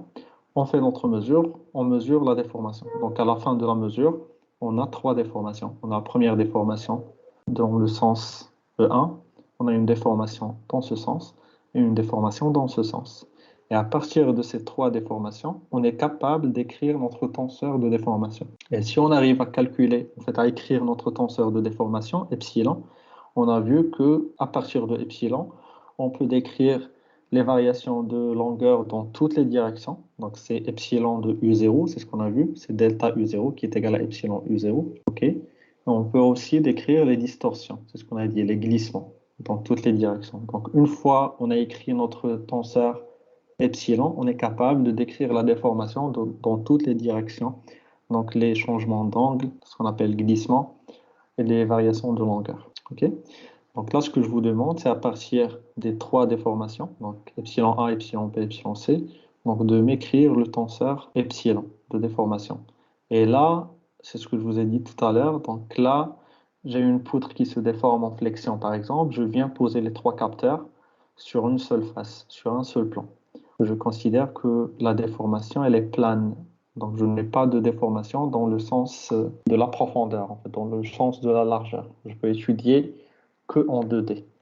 Et donc là, mon tenseur de déformation, ce que je cherche comme inconnu, c'est epsilon 1,1, epsilon 1,2, epsilon 2,1, epsilon 2,2. Sachant que le tenseur des déformations, il est symétrique. Donc, epsilon 1,2 est égal à epsilon 2,2. Donc, ce que je cherche, c'est 3 inconnus. Epsilon 1,1, epsilon 2,2 et epsilon 1,2. C'est bon? Je vous laisse 10 minutes et on corrige. Donc, l'idée, c'est quoi qu'on doit faire? On doit trouver les nouvelles valeurs des angles. On va trouver quoi? Les nouvelles valeurs des angles et des longueurs. C'est-à-dire? La direction. C'est faire projeter les déformations ces déformations epsilon A, epsilon B sur les deux axes x2 et x1. Il y a une façon très simple, en fait, en partant de ce qu'on a vu dans le cours. En fait, là, ce qu'on mesure, c'est la déformation, donc epsilon 1, c'est la déformation dans cette direction. Okay. Une déformation, c'est un allongement, c'est pas un glissement, donc c'est une variation de longueur dans cette direction. Epsilon B, ça me donne la variation dans cette direction. Epsilon C dans cette direction. Okay. Donc la déformation dans cette direction, donc dans la direction E1, je sais la calculer. Donc delta E1, E1, en fait epsilon E1, E1, c'est E1 fois epsilon fois E1. Okay. En fait, le delta U0, donc l'allongement. Donc delta, on a vu que c'est en petite perturbation. Delta, il est égal à epsilon. Donc epsilon dans la direction U0 ou delta dans la direction U0 est égal à U0, donc un vecteur dans cette direction, donc U0, produit scalaire, epsilon, U0. On est d'accord? On est d'accord ou... Si on travaille par l'hypothèse des petites perturbations, même si n'était pas mentionné dans l'énoncé.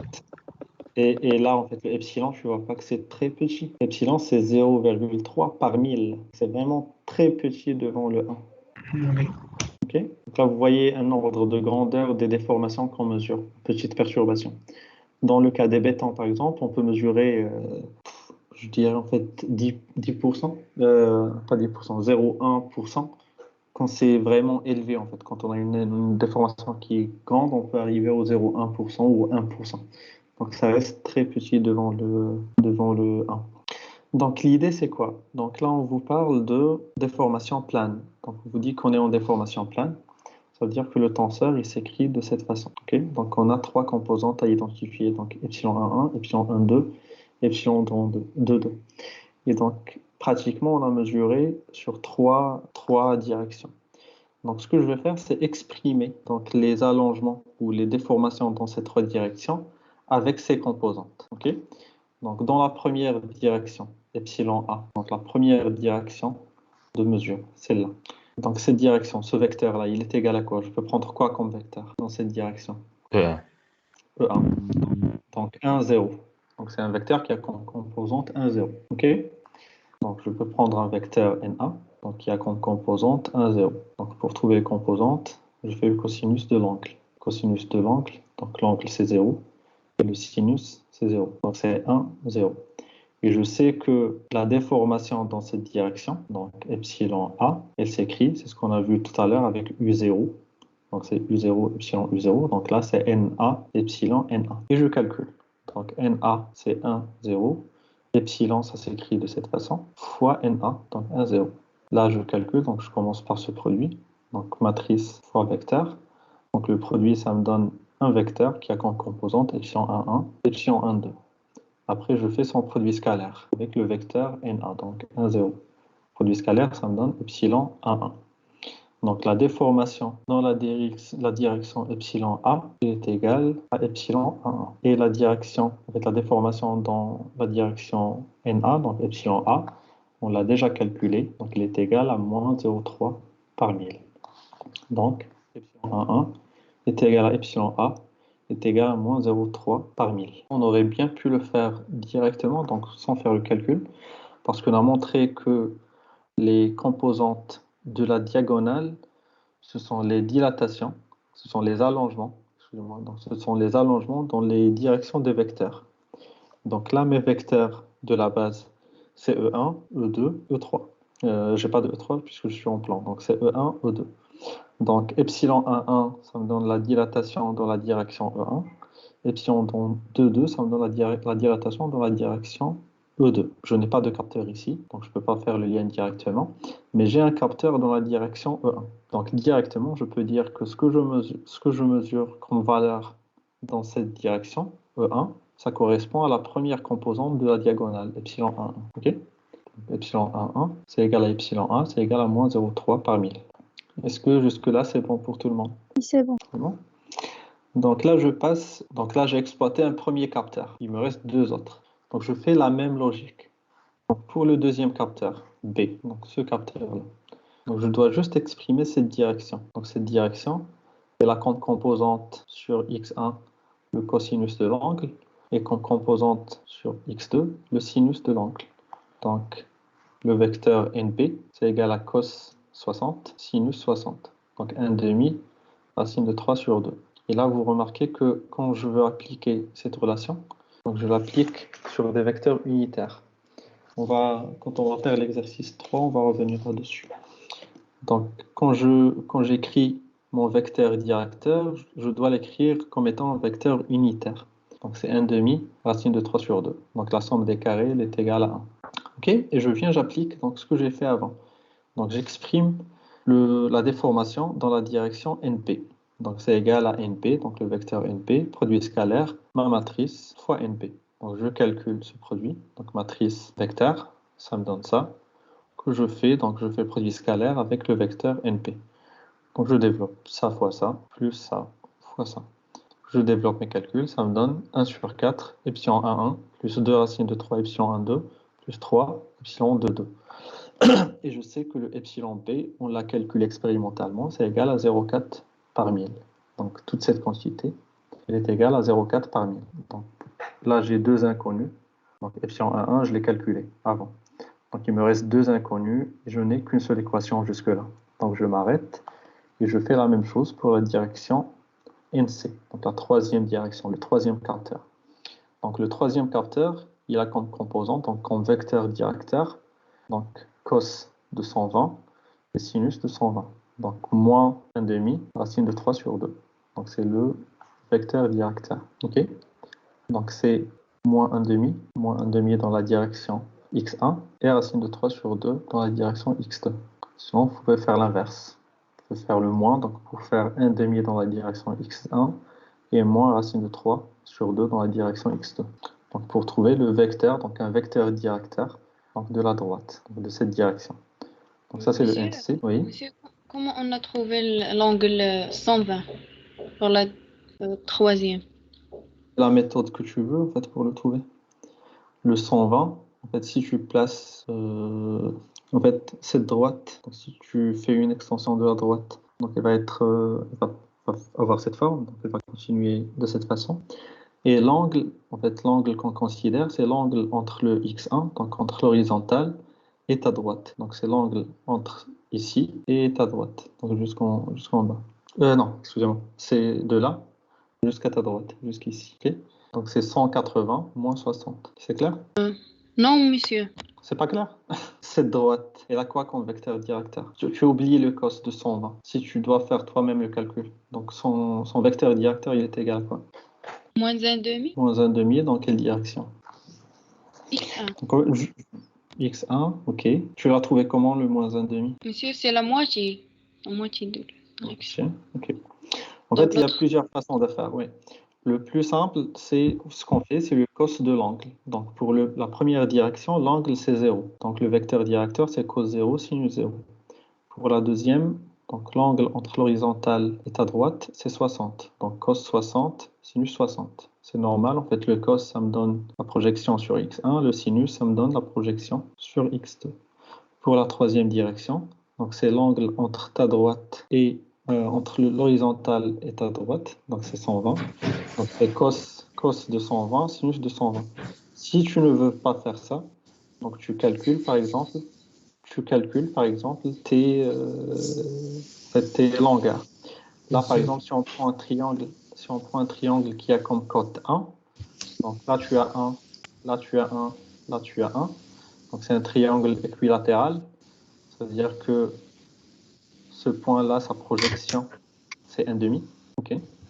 Donc là, tu as 1,5. Là, tu as 1. C'est un triangle qui est droit. Donc le triangle, celui-là, il est droit. Donc avec Pythagore, tu peux trouver cette longueur, qui est la projection sur x2. Et donc le vecteur directeur serait moins 1,5 selon x1, plus cette longueur-là que tu aurais calculée, qui est égale à racine de 3 sur 2. Donc plus racine de 3 sur 2 dans la direction E2. Oui, qui voulait parler? Monsieur, comment on a déterminé le sens de déformation? Pourquoi on n'a pas dit que epsilon 1,1 est égal à moins epsilon 1? Pourquoi on a dit que le sens de vecteur NA c'est le même que X1, par exemple? Pourquoi on a dit que NA c'est dans le sens de X1? Oui, tu peux faire l'inverse. Tu peux prendre moins NA. En fait, le vecteur directeur, on peut le prendre soit celui-là. Lui, c'est un vecteur directeur. Si tu fais moins NA, ça reste un vecteur directeur. Tu peux le faire. Tu vas avoir un moins ici et un moins ici. Ça va se simplifier, donc ça revient au même. Okay. Si tu avais un moins ici, là, tu vas avoir moins epsilon 1,1 fois moins 1 ici. Donc ça te donne epsilon 1,1. C'est bon? Oui. Monsieur, oui. Monsieur, la forme du tenseur de déformation, est-ce qu'elle dépend de la nature des déformations? Parce qu'on a ici des déformations planes et on a pris un tenseur epsilon de taille 2 croix 2. Si par exemple on a un autre type de déformation, comment peut-on déterminer la taille du tenseur epsilon? On va faire pareil. En fait, supposons que donc là on se place dans le cas d'une déformation plane. C'est ce qu'on vous dit, une déformation plane. On vous dit que les capteurs ont été placés sur une même surface. C'est le cas, par exemple, en fait, ça c'est une déformation qu'on peut mesurer sur n'importe quel, un mur par exemple. On vient, on place nos capteurs sur un mur. Si on les place sur une seule surface, on considère que en fait, le mur il se déforme que sur ce plan. Dans l'autre plan, dans le plan de la profondeur du mur, on a toujours les mêmes déformations. Ça ne change pas dans la profondeur. Donc ça c'est un cas simple. Si on est dans le cas où on a des déformations 3D, donc si on a un mur qui se déforme dans les trois plans, donc le plan E1, E2, E2, E3 et E1, E3, donc là, 3 capteurs ne suffisent pas. Donc dans ce cas, on doit placer 3 capteurs sur chaque plan. On va avoir plusieurs capteurs pour décrire les déformations dans les 3 plans. Okay? Et la matrice du tenseur de déformation qu'on va considérer dans ce cas, ce serait un tenseur 3-3, donc pas 2-2.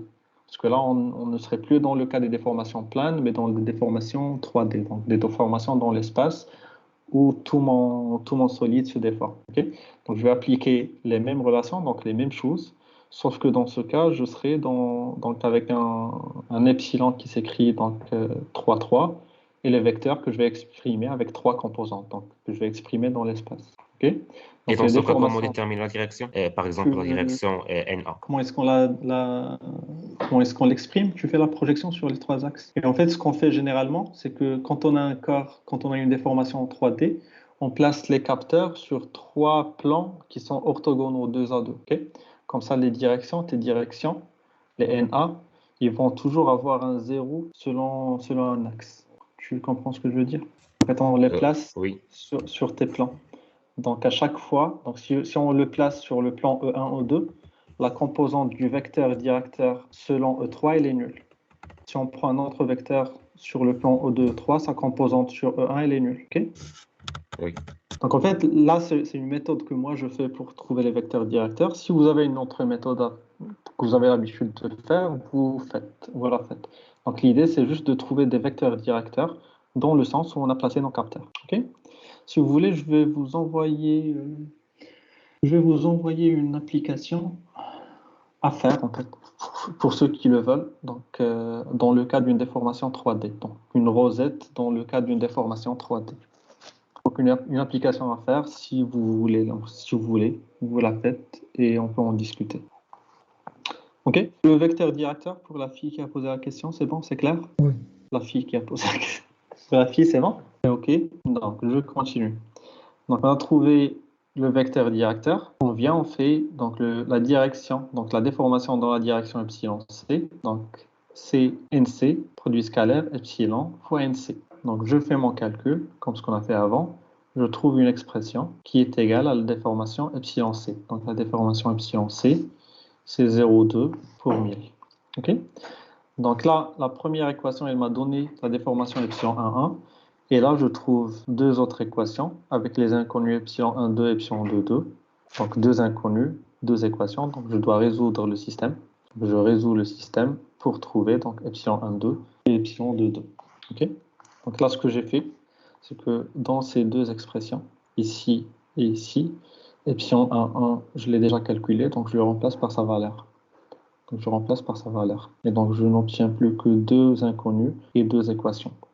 Je résous le système pour trouver epsilon 2,2, epsilon 1,2.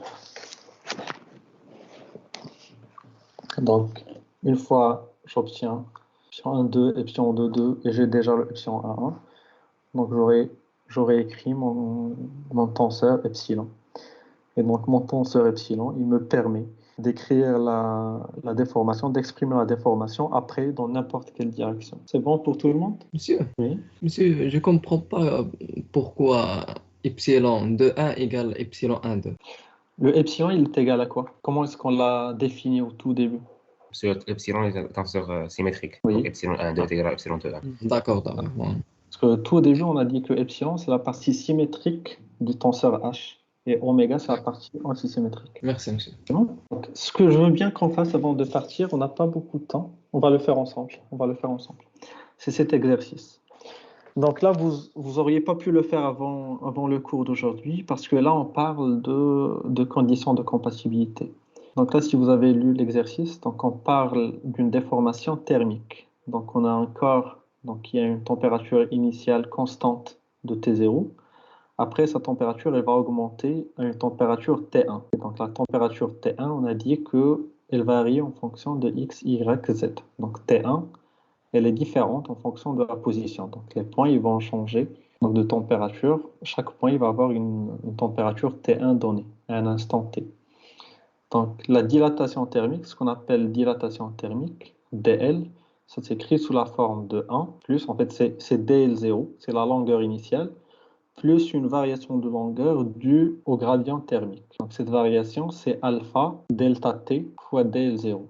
Le alpha, c'est ce qu'on appelle coefficient de dilatation thermique. Donc chaque matériau, il a un alpha qui est différent. Donc les aciers, par exemple, ils n'ont pas le même alpha que le béton. Donc pour une même montée de température, un même delta T, donc le alpha delta T de dl0, donc la dilatation ne serait pas la même pour l'acier et pour le béton. C'est proche, mais c'est pas le même, c'est pas la même chose. Okay? Donc ça, c'est l'expression de la nouvelle longueur en fonction de la longueur initiale. Et donc, on peut exprimer epsilon donc, sous cette forme. Donc, epsilon, c'est égal à alpha T1 moins T0 multiplié par I. Okay? En fait, on a juste développé. Donc, dl est égal à dl0 plus alpha delta T dl0. Je fais déplacer le dl0 de l'autre côté. Donc, je vais avoir dl moins dl0 qui est égal à alpha T1 moins T0 fois dl0. Et je divise sur dl0. Donc, je vais trouver epsilon qui est égal à alpha T1 moins T0. Donc, je peux dire que le tenseur epsilon de déformation, il s'écrit sous la forme de alpha, la montée en température, fois l'identité. Le problème, c'est quoi? C'est que T1, donc il varie en fonction de x, y et z. Donc, en fonction de la position sur le corps, sur mon solide, T1, il change. Donc, l'idée, c'est quoi? Donc, je vous demande, est-ce que est-ce que ça peut être l'expression d'un champ de déformation? Donc, avant de vous demander par la suite, en fait, dans un autre exercice, de me calculer le champ de déplacement, en fait, le vecteur déplacement, je vous demande, est-ce que ça, déjà, est-ce que c'est un champ de déformation? Est-ce que cette expression, est-ce qu'elle peut décrire la déformation? Et donc là, on doit appliquer ce qu'on a vu tout à l'heure, c'est les conditions de compatibilité. Pour que ce soit un champ de déformation, il doit respecter les conditions de compatibilité. OK? Donc, l'exercice, c'est quoi? C'est de chercher les conditions sur T1 pour que cette expression puisse décrire un champ de déformation. OK? Est-ce que c'est clair? Jusque-là, est-ce que c'est clair? Oui, monsieur. OK. Donc, déjà, ça, on va le voir par la suite dans la partie comportement. C'est quand on dit qu'un matériau est homogène et isotrope, ça veut dire que ses propriétés ne varient pas selon les directions. C'est le cas des bétons, par exemple. En fait, un béton, si on prend un bloc en béton, on a les mêmes propriétés, quelle que soit la direction. Donc, si on se déplace dans la direction E1, E2 ou E3, on a les mêmes propriétés. Donc, on considère que c'est un matériau qui est homogène et isotrope. Dans le cas du bois, par exemple, si vous prenez un tronc d'arbre, vous voyez qu'il y a, si vous faites la section, vous voyez qu'il y a des cylindres, des sphères. C'est comme si on avait plusieurs petites sphères. Et ça, chaque sphère elle a une résistance qui est différente de l'autre. Donc, il y a des propriétés physiques et mécaniques différentes. Et donc là, on ne peut pas dire que c'est un matériau qui est isotrope dans la direction du rayon parce que les propriétés, elles changent. Okay? Donc, le bois, ce n'est pas un matériau isotrope. Le béton, c'est un matériau isotrope. Donc, juste pour vous expliquer la partie, en fait, la phrase matériau homogène isotrope. Donc, l'idée, c'est de trouver T1 pour que epsilon soit un champ de déformation. Donc, pour ce faire, on a dit, on applique les conditions de compatibilité. Donc, le T1, il doit satisfaire, le epsilon, il doit satisfaire les conditions de compatibilité. Les conditions de compatibilité, ce qu'on a vu, ça s'écrit de cette forme. Donc, c'est les 6 équations que je vous ai montrées avant la pause. Donc, pour pouvoir les appliquer, je commence déjà par calculer les dérivées. Donc, je dérive epsilon y, et epsilon x, epsilon zz, xy, xz, yz par rapport à toutes les composantes. Donc déjà, à partir de cette équation, donc le champ, donc le tenseur que je vais étudier, donc il s'écrit sous la forme de alpha T1 moins T0 fois l'identité. Donc c'est un tenseur qui est diagonal. Donc ça s'écrit sous cette forme. Donc déjà, toutes les composantes, epsilon xy, epsilon yz, epsilon zx, donc elles sont toutes nulles. Donc là où j'ai des indices différents, c'est nul. Donc tout ça, c'est nul, puisque je n'ai pas de composantes hors de la diagonale. Donc je n'ai que des composantes epsilon xx, epsilon yy, epsilon zz. OK? Donc epsilon x, epsilon y, epsilon z. Là, vous remarquez que j'ai écrit epsilon x et pas epsilon xx, parce que là, dans cette base, je suis dans la base principale, dans la base propre, puisque ça s'écrit sous la forme d'une diagonale. Donc, epsilon xx, epsilon y, epsilon zz, c'est partout égal à alpha T1 moins T0. Et toutes les autres, donc epsilon xy, yz, xz, c'est égal à 0. Donc, si je viens appliquer ici, Donc ça c'est égal à 0, ça c'est égal à 0, ça c'est égal à 0. Ça veut dire que 1 demi, la dérivée donc, seconde de epsilon y par rapport à x carré, plus la dérivée de x sur y carré est égale à 0. Pareil pour la dérivée de epsilon z par rapport à dx carré, plus dérivée de epsilon x par rapport à z carré. Et pareil pour la troisième équation. Et là, pareil, donc ça c'est 0. Donc ça c'est 0, 0, 0. Donc la dérivée de epsilon x par rapport à y et z est égale à 0. Pareil pour la deuxième équation. Ça, c'est égal à 0, puisque ça s'annule. Tout ça, ça s'annule. Et ça aussi, ça doit être égal à 0. OK? Donc j'ai ces deux équations. Donc les conditions de compatibilité, ça se réduit à ces équations. Est-ce qu'on est d'accord? Oui, monsieur. Tout le monde est OK? C'est bon? Donc là, je fais mon calcul. Donc epsilon x, c'est alpha t1 moins t0. Donc je viens ici, je dérive. Donc je viens, je remplace. Donc ça, c'est mon epsilon. Je viens, je le remplace ici. Donc je remplace partout. Puisque epsilon x est égal à epsilon y est égal à epsilon z. Donc ça me donne ces équations. Donc ça me donne la dérivée de t1 par rapport à dy dz est égale à la dérivée de t1 par rapport à x et z, dérivée de t1 par rapport à y et x, qui doit être égale à 0. Okay? Donc je viens, j'ai remplacé ici dans un premier temps. Donc quand je dérive, t0 c'est une constante, donc ça part.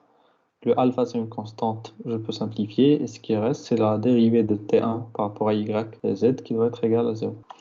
Et pareil pour l'autre équation, je viens, je remplace, donc je vais obtenir la dérivée carrée de t1 par rapport à x carré plus dérivée de t1 plus y carré est égale à dérivée t1 plus x carré plus dérivée t1 sur z carré, t1 sur y carré plus t1 sur dérivée carré, donc z carré.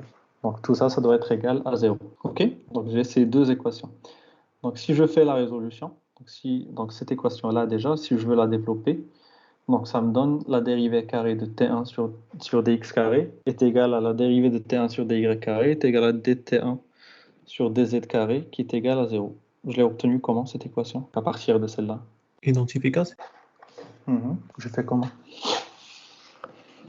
عندنا ديرون كاري تي 1 كتساوي هذيك اكس كاري بلس ديرون تي 1 سور ديرون زد ايكال ديرون تي 1 ديرون اي كاري بلس ديرون تي 1 سور ديرون زد كتكون ديرون تي 1 ايكال ديرون تي 1 سور. C'est ça.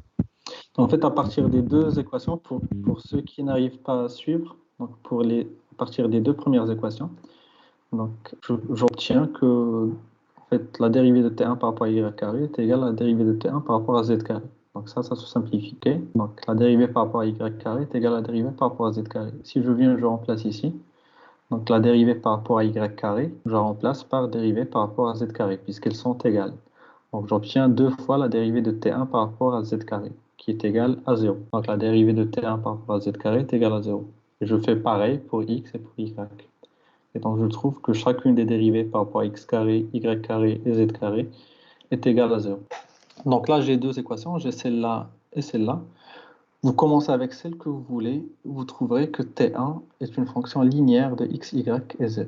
Donc là par exemple, la dérivée de t1 par rapport à x carré est égale à 0. Si j'intègre, je vais avoir la dérivée de t1 par rapport à x est égale à une constante, a. J'intègre encore une fois, je trouve que t1 est égal à ax. La deuxième, ça va me donner t1 est égal à by. La troisième, ça me donne t1 qui est égal à bz. Et à partir de celle-là, ça me donne la même chose. Donc j'intègre par rapport à z, je vais obtenir a, par exemple, une constante. Par rapport à y, je trouve ay. Là, pareil, je trouve ax. Là, je trouve ay. Okay? Donc c'est la somme de plusieurs fonctions linéaires, donc de x, y et z. Donc t1, pour que epsilon pour qu'il soit un champ de déformation, donc il doit satisfaire aux équations de compatibilité. Et les équations de compatibilité, ils imposent, donc quand on a développé, ils imposent à ce que t1 soit une fonction linéaire des composantes x, y et z. Et donc ils s'écrivent sous la forme de ax plus by plus cz plus d, une constante. Donc a, b, c et d, c'est des constantes. Ça veut dire quoi? Ça veut dire que si par exemple je choisis un champ t1 qui est égal à ax carré, donc il n'est pas linéaire, et donc le epsilon ne décrirait plus un champ de déformation. Okay? Est-ce que c'est bon pour tout le monde?